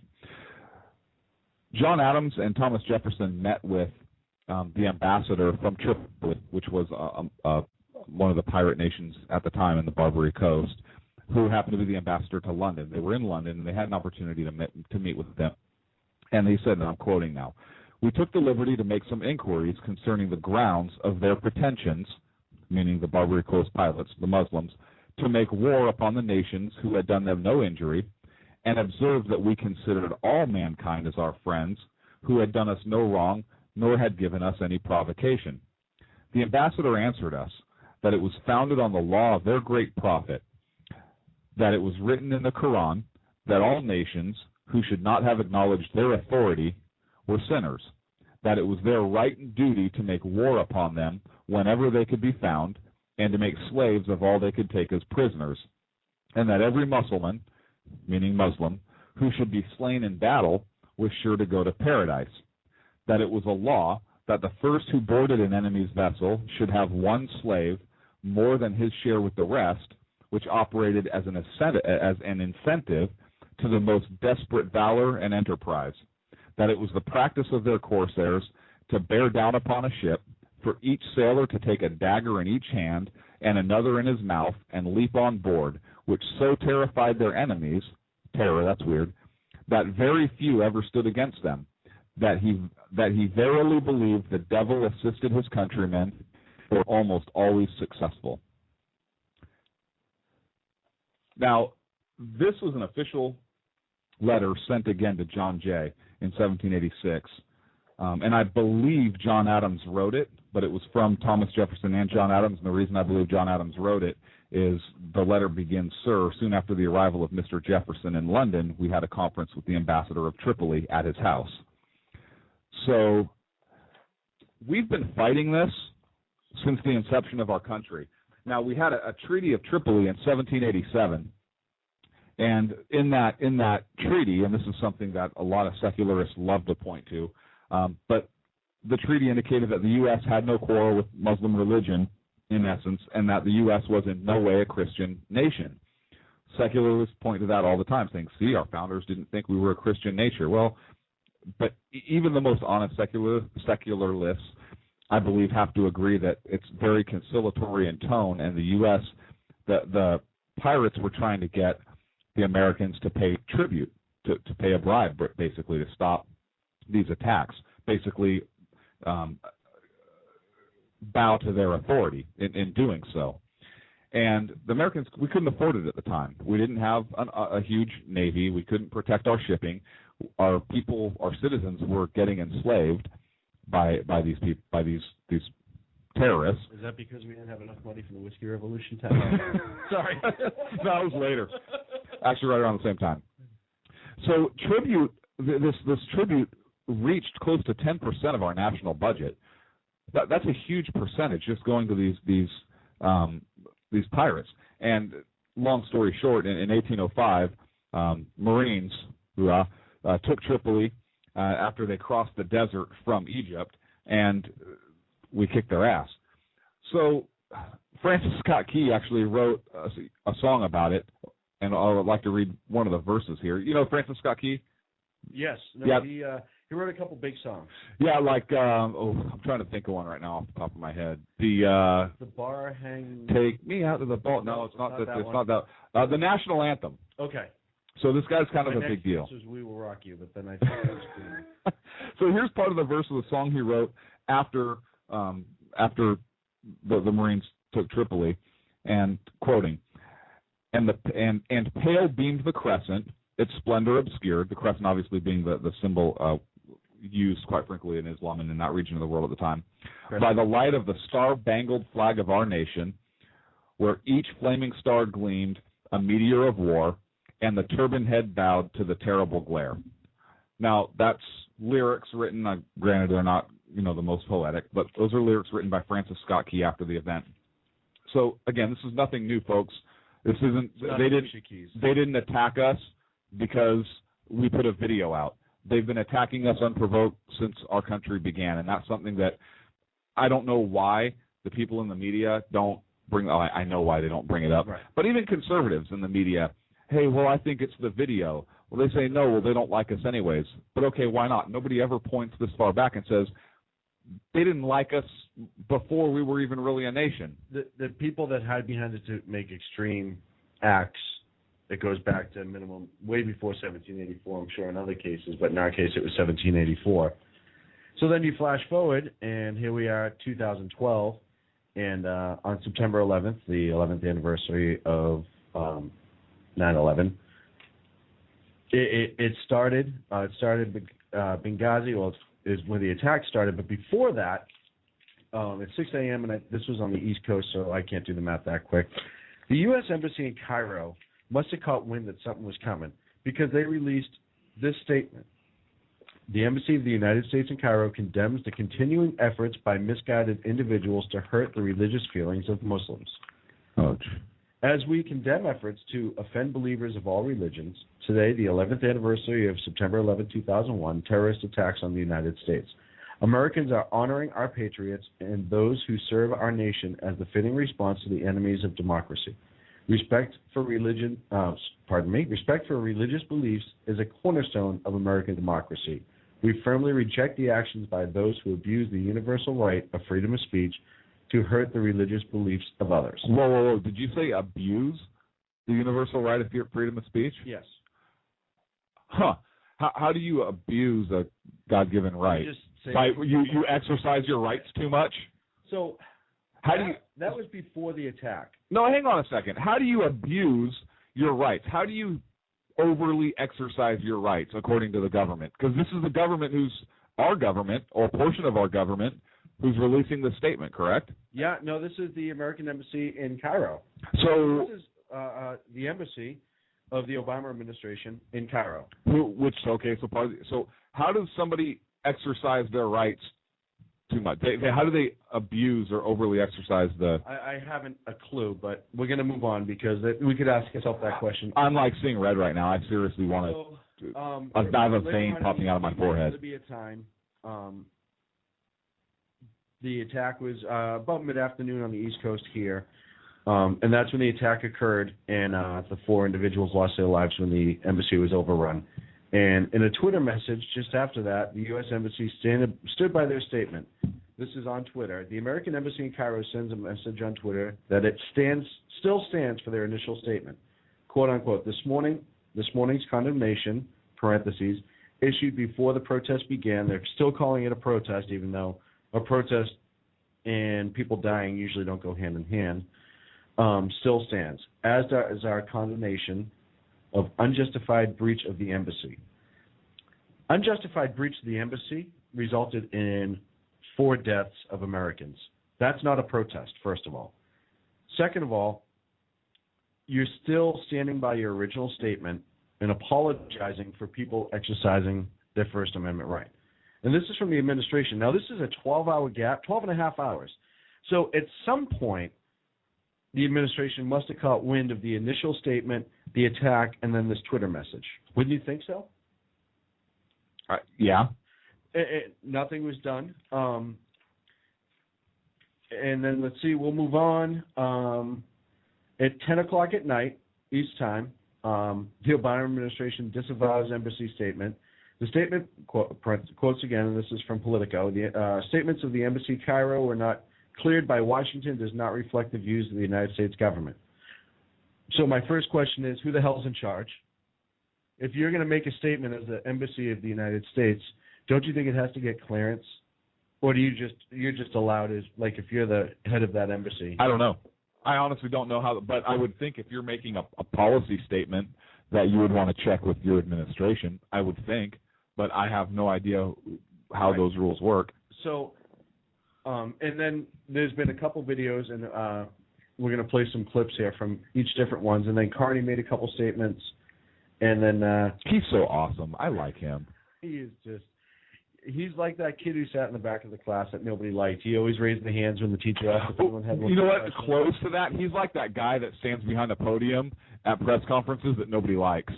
So at 10:10 on Eastern time on Tuesday, the 11th, that's when the Obama administration disavowed the embassy statement. At 10:24, Mitt Romney released a statement criticizing the administration's response.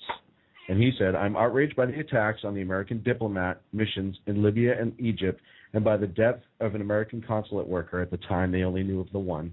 It's disgraceful that the Obama administration's first response was not to condemn the attacks on our diplomatic missions, but to sympathize with those who waged the attacks. Well, you know, Romney took a lot of heat for making a comment like that. Look, the man's running for president of the United States, and I'll grant that he does not have the security briefs and the read-ins that the president of the United States has. However, the man has a right to comment on this issue.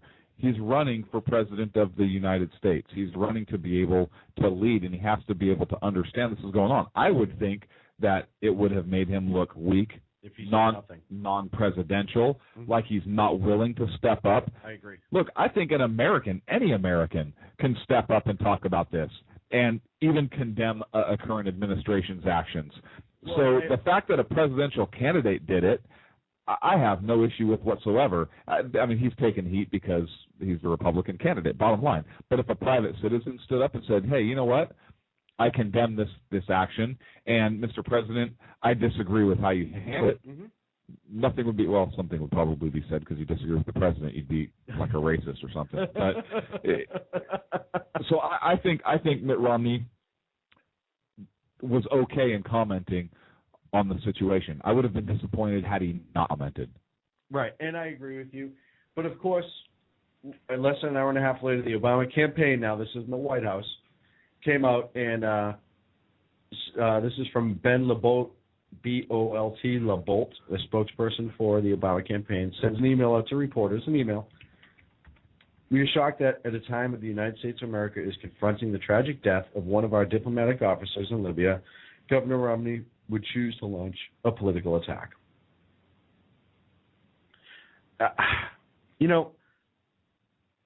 I'm not. And I don't think, like you just said, I don't think it's wrong. I think if it was the other way around, you better believe his campaign would have said something right, wrong, or indifferent.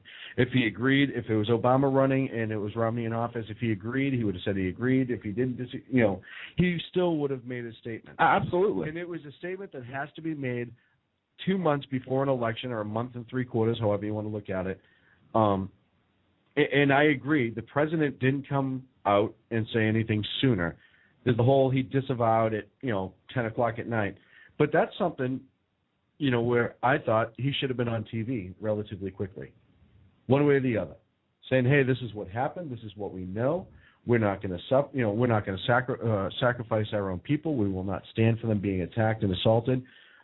Never mind the fact that it was an attack on American soil. People seem to forget that the embassies are American soil. It doesn't matter where they are. Which is an act of war. And the fact that the Egyptian government didn't come out and condemn it. Yeah, and so that's the weird. Politics side of that. So there's that. I thought the president was relatively weak until he got called out on it, and then all of a sudden he tried to muscle up, and it was a little too late. The liberal left is going to attack Romney for saying something because they don't think he has the right to say anything just because it's not their statement. And, that's just not true. So we're going to take a break. We come back. We're going to talk about the attacks, the signs, some of the signs that they may have been coordinated. And then that's going to be it. So we'll be back in a moment here on Sackheads Radio. Sackheads Radio.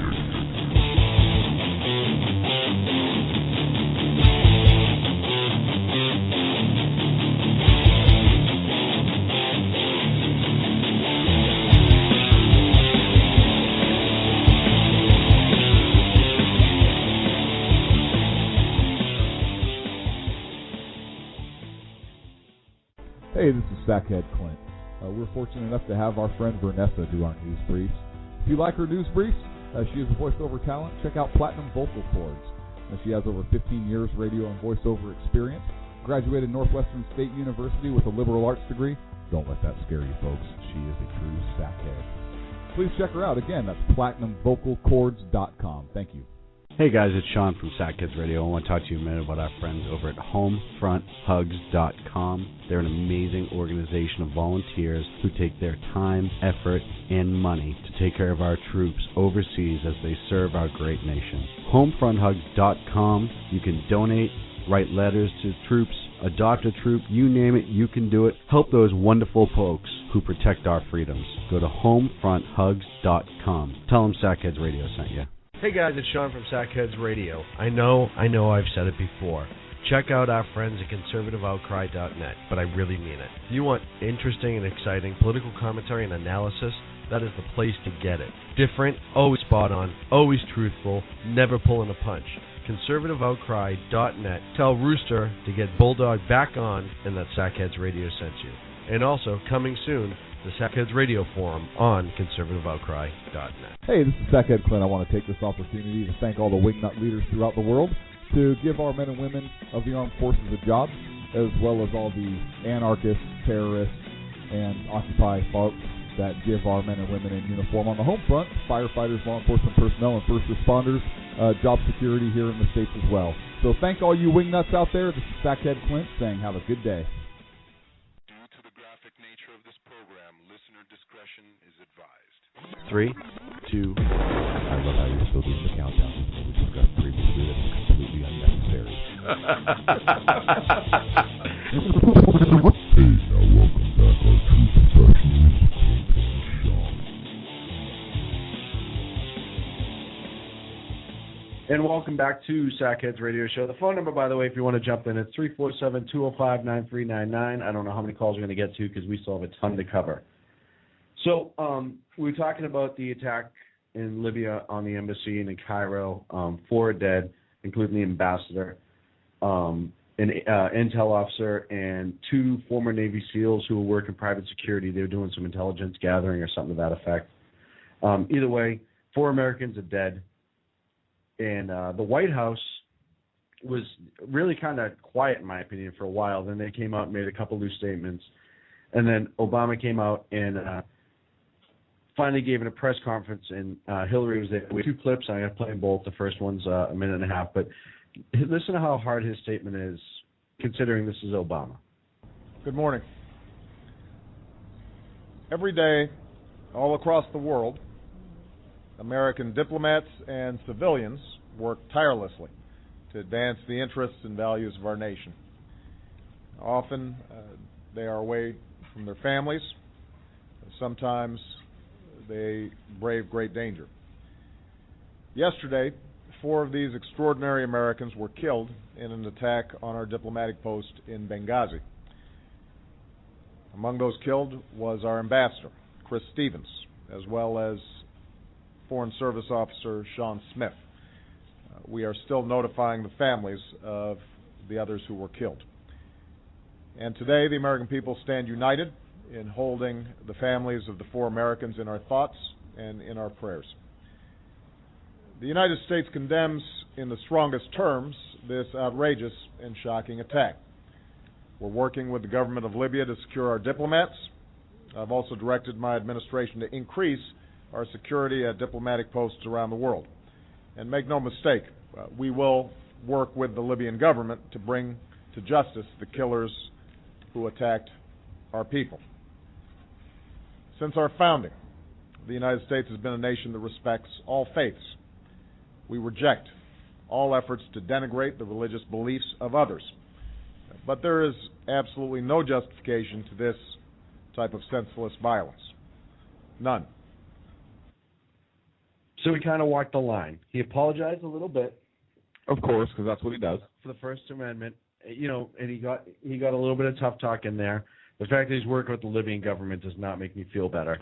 And then there was Jay Carney had a press conference, and this is on the 12th. This is a day afterwards. Carney had a press conference on the 14th, and he was asked about the attacks. And I just want to throw this in there real quick. because it's interesting to me. And the reporter brings it up. I don't know his name, and I apologize for that. But about the security on 9/11. That the anniversary of 9/11 would be a time that you would want to have extra security around diplomats and military posts? Well, as you know, we are very vigilant around anniversaries like 9/11. The President has always briefed and brought us to speed on all the precautions being taken. But let's be clear. But being very vigilant are different things. Jay, let's be clear. These protests were in reaction to a video that had spread to the region. At Benghazi? We certainly don't know. We don't know otherwise. We have no information to suggest that it was a pre-planned attack. The unrest we've seen around the region has been in reaction to a video that many Muslims find offensive. And while the violence is reprehensible and unjustified, it is not a reaction to the 9/11 anniversary that we know of or to U.S. policy.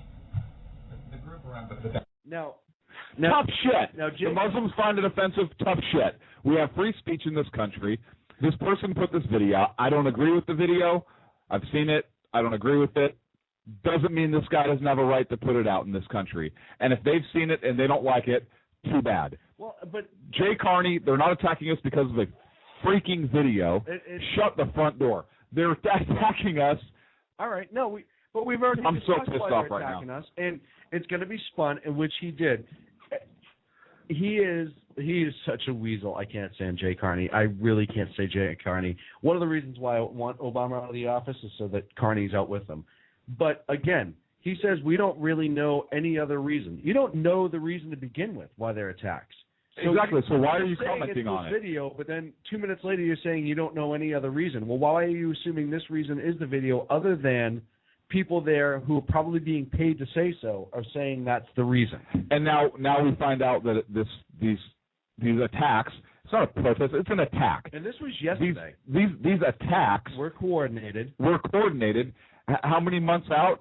And you had no idea. So is your intelligence inept? Are you not able to gather intelligence? Is this administration so inept that with these coordinated protests over how many different countries, attacks at four separate countries, you can't pick up that that's coming, and you're going to blame it on a video? Oh no, it's spontaneous. Are you really that far out of touch, Obama administration? It is word that the two former, and I think both of them are former Navy SEALs that were on the security detail, the intel gathering detail that were killed, were ambushed in their vehicle on their way back to the embassy. So don't say it wasn't coordinated, because they wouldn't have been ambushed. They would have been behind the crowd. Nobody would have saw it. And they either would have. How'd they know when they were coming? Yeah. How'd they know what they were driving, who they were? Right. And it happened almost the same. It is intentional. And I don't care what you say. Of course it is. It may not be a specific nation. You know, I've heard talk that maybe it's because of Egypt and Libya that the Muslim Brotherhood has a foothold in both. Oh, that's a shock. Muslim Brotherhood's in charge of Egypt right now. Yes. That's who the government is. To do with it. The point is instead of finding a reason for the problem, why don't you just solve it? And then we'll worry about that afterwards. And my question, the reporter brought up a great question. You knew 9/11 was around the corner. They're in places that are in turmoil. They don't have good control. The people there's so many sects and tribes and groups. You didn't increase security prior to 9/11, and I know what it is you didn't want to make it look bad, like we don't trust you, we're trying to be your embassy, and we don't want to bring in all these soldiers and protect our people. It's an image thing. Ooh, somebody might get a little upset. Well, the simple fact of the matter is we still are at war with terrorists. Al-Qaeda is still active. There are people all over this world, especially in the Middle East, that for whatever reason, I know the reason, it's because we're free, but they want to blow us up, and you did nothing. But you're going to blame a video as the cause for this? Don't piss on my leg and tell me it's raining, you little weasel. It drives me insane. And by the way, when I said Obama was strong, that was sarcasm. So if anyone didn't get that, get it. It was sarcasm. So now I want to go back and play the rest of Obama's clip and just see the parallels sometimes. You going to take your Obama 2012 sticker down? The world must stand together to unequivocally reject these brutal acts. The UN. Already, Many Libyans have joined us in doing so. And this America attack should will not stand break together. the bonds between the United States and Libya. We don't have Libyan a bond. security personnel fought back against the attackers alongside Americans. Until Libyans they helped were out of some sight. of our diplomats find safety, and they carried Ambassador Stevens' body to the hospital, where we tragically learned that he had died. Which is weird because I saw the video of them carrying him, and it's the still shots, I should say. First of all, if you do see him, they're graphic, and I apologize. They were carrying him to a hospital like they carried the pilot and the Black Hawk down in Somalia. They were touting a trophy. They weren't trying to get him help. He ended up there because I'm sure eventually somebody kind of stepped in. But simple fact of the matter is they were raising him like a flag. He's the ambassador. We stand against everything a lot of people in the Middle East hate. Not all, but a lot of people. And that was their trophy. And you're going to sit there and say that they were carrying him to the hospital. I mean, you just spun this so many different ways. It's not even funny. I am so furious at this administration for not – and then talk about, our partner with Libya and the international community. Again, you're turning to the UN. You want some sort of UN resolution. It wasn't an attack on anything but an American soil, on an American embassy. They went after us because of our freedom, and you are finding different ways to make it not about that, and it pisses me off. It's absolutely ridiculous. Sorry, I just need a second. No. God. I mean, does he even get it? No. It's almost just, it's like he's in the utopia world that he wants everyone else to live in, and he stays inside of it so he doesn't have to get out. I think the other problem is, and I don't know this for sure, but I think the other problem is that if he admits that he failed, if he admits that he failed to provide adequate protection, if he admits that, hey, they weren't carrying him to the hospital, they were parading him around the street with this white shirt up towards the top part of his body and him just kind of bent over there, that it would outrage more Americans and he would have a more difficult time controlling the situation or spinning it as, oh, well, it's just a protest and, he died of smoke inhalation. I don't buy that. I believe he was murdered. And especially I've seen the pictures you're talking about. The way they're carrying him around does not look like they're trying to get him to a hospital, like they're worried about his well-being, like they're trying to prevent further injury or get him to an ambulance. And here's the amazing part, and what a lot of people don't know is before he was the official ambassador to the new Libyan government, he was working with the rebels who I'm sure were in this mob that killed him, and I'm talking about the ambassador, to get rid of Gaddafi and to help them and aid them in getting rid of Gaddafi and their revolution. And then they turn around and they kill Ambassador Stevens, the same man who was risking his life against, at the time, a better organized military government. And it's not like the Gaddafi regime didn't know what was going on. They just knew that if they touched him, they would be in trouble. So they kind of had to stay out of the way, or they thought. So it's completely gutless.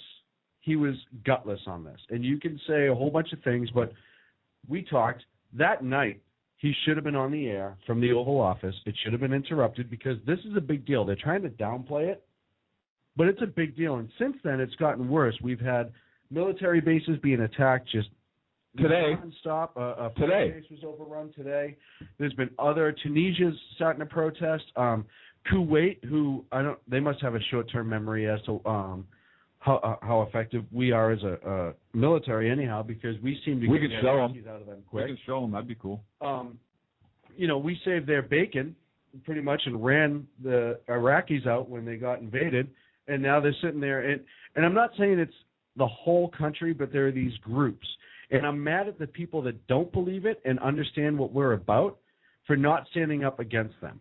I'm mad that we keep giving them money. Yeah, well, I'm furious. Especially Egypt. Egypt relies on American tourism to survive. They are so economically stunted that could you imagine if I mean, why would you want to go there as an American? I wouldn't. And Egypt is one of those countries that, you know, everybody says that you should go see before you die, the pyramids and so forth. Why would I want to go there as an American, knowing that kind of sentiment is there? I wouldn't even be able to go to my own embassy in an emergency to be safe. Why would I go to Egypt as an American? Well, you know, and a lot of people are saying that he died, Ambassador Stevens died of smoke, inhalation and asphyxiation. You look at his body and he's swollen and bruised. They strangled him. They killed him. It's not. They didn't. I don't in the safe house. I don't know how he died. I just. But right, I believe he was murdered. I believe he was murdered. I They're believe not he was get murdered. that close and go, oh my goodness! After we attacked this embassy and lit it on fire, this poor man can't breathe. Let's get him to the hospital fast. We didn't mean to go that far. You overran another country's embassy, got over the wall, got through the courtyard, got to their safe house. Found out where the safe house was. Another time where the safe house was. And then got there, and then it's, oh, sir, let me help you. We just need to get to the safe house to make sure that you're okay. In Egypt and Libya, the response from the local government, local military, local police was very, very slow. And they showed up eventually because they had to. They had to show up eventually. Well, Obama, and I will give President Obama credit for this. He did call and have words with the Egyptian leadership, and now there are Egyptian troops who are protecting the U.S. Embassy and keeping protesters at bay. So he did step up and do that. And now, yeah, but go ahead. Too little, too late, because the Marines were already there. Well, the U.S. Marines fast team out of Spain was sent down to protect him. And now if I was in the embassy, I'd feel great. Right, but what I'm saying is he did that, and so now there are Egyptian troops there. Look, I'm not defending the man. I think he should have had a different reaction. But in this case, I think that he at least did something. Now, why are we still giving money to these governments? I have no idea. I don't know why it wasn't shut off immediately. And it's only going to get worse. You know, a lot of people are pointing to the Arab Spring. Oh, that was so great. The Muslim Brotherhood took over. That was so awesome. The Muslim Spring. It sounds so nice. You know, it's only going to get worse. And the problem is we see these countries as countries, border-wise, and the people that live there don't, for the most part. They see themselves in whatever tribe they want to roll with that day. And I read a story, and I don't know who it was, but it was out of Afghanistan, and I forget the author's name. But he was talking about how, while he was there was his interpreter and his kind of like bodyguard guy. And this is right after we went to Afghanistan, and he's riding around with him. And one day they see this guy, we'll just call him Bob because I know his name, and Bob is fighting against the Taliban. Stupid Taliban, hate the Taliban, blah, blah, blah, blah, blah, got to take him down. No less than a week later, they see Bob again. Bob's driving a truck with Taliban prisoners for the Taliban in the back, and the trailer pretty much says, hey, Bob, what's going on? Last week you were against these guys. And he's like, yeah, but they pay me more money now. And that was pretty much it. He's like, thank God I was smart enough to take it, or I'd be in the back of this truck. And that's a lot of times what you're dealing with, the dollar sign, because they've lived in such poverty. It has nothing to do sometimes with even religion, in my opinion. It's just a group of people looking for a reason to do insane things. They hide behind their religion, and they've done it for years. But a lot of them are true believers. A lot of them were true believers. No, and that's the thing is you have the. And that's what makes them so dangerous. Yeah, they'll die at all costs. So you'll have your group of true believers. You'll have the ones that are bought off easily by the true believers oftentimes, because the true believers, the core groups, have a lot of money, and they hold a lot of power, and they have the dollar sign of fear, if you will, where they scare these people into doing whatever they want. You have the weak-minded people that are led by these true believers who believe everything that they say, and you'll have paradise if you become a martyr. And I know some people who listen to our show get upset at me for saying this. I kind of do feel bad for your Muslim believer who sits over here and is like, yeah, I go to mosque like once a month, and then I work, and then I really love this country, and you know, if I had my choice, I guess I wouldn't go to mosque anymore. Like, but over there, it's not like that. And they're insane. They are these groups of people are absolutely insane. They hide behind religion, and they don't care what country you're from, as long as you're with them or you're with them. And if you're against them, they're going to do awful things to you. I don't think they hide behind it. I think that's what they believe their teachings are, and that they are violent jihadist extremists, and they are extremists, and they're so wrapped up in that's what their belief system is, and they hate those who are differ, who are non-believers, the infidel, the us, and they are dangerous. But the governments in these countries, Muslim Brotherhood scares me, and they're now in charge of Egypt, and awesome. But they don't do anything for it, and we give them money. Yeah, we. Why are we giving them money? You know, before when Egypt was a true ally, and there was a dictator in there, but guess what? He cooperated with us. He helped us and Israel. We were able to work with that. Now we don't have that. Why are we giving this money? We're already in a hole ourselves. It's absolutely ridiculous. And you know, people are going to say, "Oh, you just don't understand Middle East politics." And you know what? I understand that money is going to a country that has a government that hates us, and our embassies are being attacked, and we have people being killed. And guess what? I don't want to give them money. Yeah. Why should we give them our tax dollars? We have enough issues here at home. And, you know, this brings me back to Israel. People wonder why Israel may have a little itchy trigger finger when it comes to people who are trying to go after them. This is why. They live in such a volatile place. I'll tell you what, being attacked. Stand by, because if Obama gets another four years, Israel is. You know that he chose not to meet with Netanyahu? No, what are you talking about? The White House denied that actually happened. But he did go on Letterman. Who did? So he was in the Netanyahu? No, the president. Oh, well, the president didn't deny to meet with. When Netanyahu was there, and they could have had a meeting, but he chose not to do it and went. And I know he said he'd never turn it down, and it was a scheduling conflict, and they'll reschedule because he took a lot of heat from people in the media for not doing it. Oh, there was a scheduling conflict. Oh, yeah, it was a scheduling conflict. Oh, well, he had to go do Letterman or Leno, or who did he do? Letterman. Oh, yeah, you have to be able to do that. Hey, you know what? It's re-election time. You're campaigning. You can't talk about silly things like foreign affairs. Your closest ally says to you, "Hey, I'm going to swing through town. Any chance we can catch a beer?" Yeah, but that's not his closest ally in his opinion, right? Well, it should be one of them, right? It should be. We've talked about this. But we have. But he doesn't view Israel. Go over a few things. He does not view Israel as our closest ally. No, he doesn't. So why would he meet with them? He should. The American president should. But he does not view Israel as our closest ally, so he would not do that. It's just sad, and it's sad that they're playing the political. They yelled at Romney for making this political right off the bat, but they've two steps the game politically ever since, and they still haven't.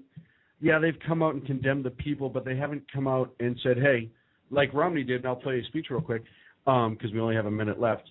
I'm not going to play a speech. We're not going to have time. You know what? They didn't come out and say, "Hey, what we do in this country with our free speech is that person's right, and that's how we live in this country. And if you're going to use that as a reason to attack us, then we're going to respond tenfold." You know what? Look, because we're going to defend our Constitution that this was made in the USA. The rights of. Wait, you can say that this is not the view of the American government. In this country, like you said, we have individual liberties. People can say what they want. This one individual made this video and felt this way. This is not the opinion of the United States government, but we protect all speech, even your speech here. That's what you say. And then if they attack us, guess what? As President of the United States, I condemn these attacks. My heart is with the victims. Mm-hmm. Our soldiers were attacked. We have one of our ambassadors killed. We're coming for you. Yeah. We're not going to rest till every single. We're coming for you. And government, guess what? Since you haven't helped Egypt, guess what? Since you haven't helped and you didn't denounce this right away, money's gone. Stand by. Oh wait, all your electronics are jammed. I'll talk to you in about 20 seconds, or maybe I won't. Right. Because that's you. There's something incoming. I mean. This is going to get worse. I bet you we'll talk about this next week. Hopefully next week I can get a little info on the SO's investigation. SO, what's try on it? Sheriff's Office? Yeah. Okay. You don't know the reporter lingo? I guess. I don't know. Look, I'm really curious where this is going to go. We'll be watching these events very closely this week. If things get a little too heated, we may have to pop up with like a midweek segment. Yeah, or absolutely. something. And it is going to get worse. This was a pretty good show. We had a good mix of stuff. Would have liked to have talked about the Middle East more. We got kind of sidetracked a little bit. What do you think? I think it was a great show. I had a lot of fun at the beginning, and then talking about this got me all fired up. We should have talked about this at first. Yeah, we should have done this earlier and got it out of the way. Thank you to all of our callers who participated, everyone in the chat room tonight. Check us out, sackheadsradio.com. We're on Facebook /sackheadsradio. We're on Twitter @sackheads. We have our Stitcher application, which is on the right side of our page. When you go to it, you can email us, fanmail@sackheadsradio.com, put up a smoke signal. That's a lot of stuff. Carrier pigeon. Hold on, I'm not done. Don't forget to send us a photograph. Yeah, send a photograph of you in front of the Constitution. You'll get a signed Sackheads Radio picture sent to you. September 17th? So by September 17th. No. You screwed me up. By October 1st.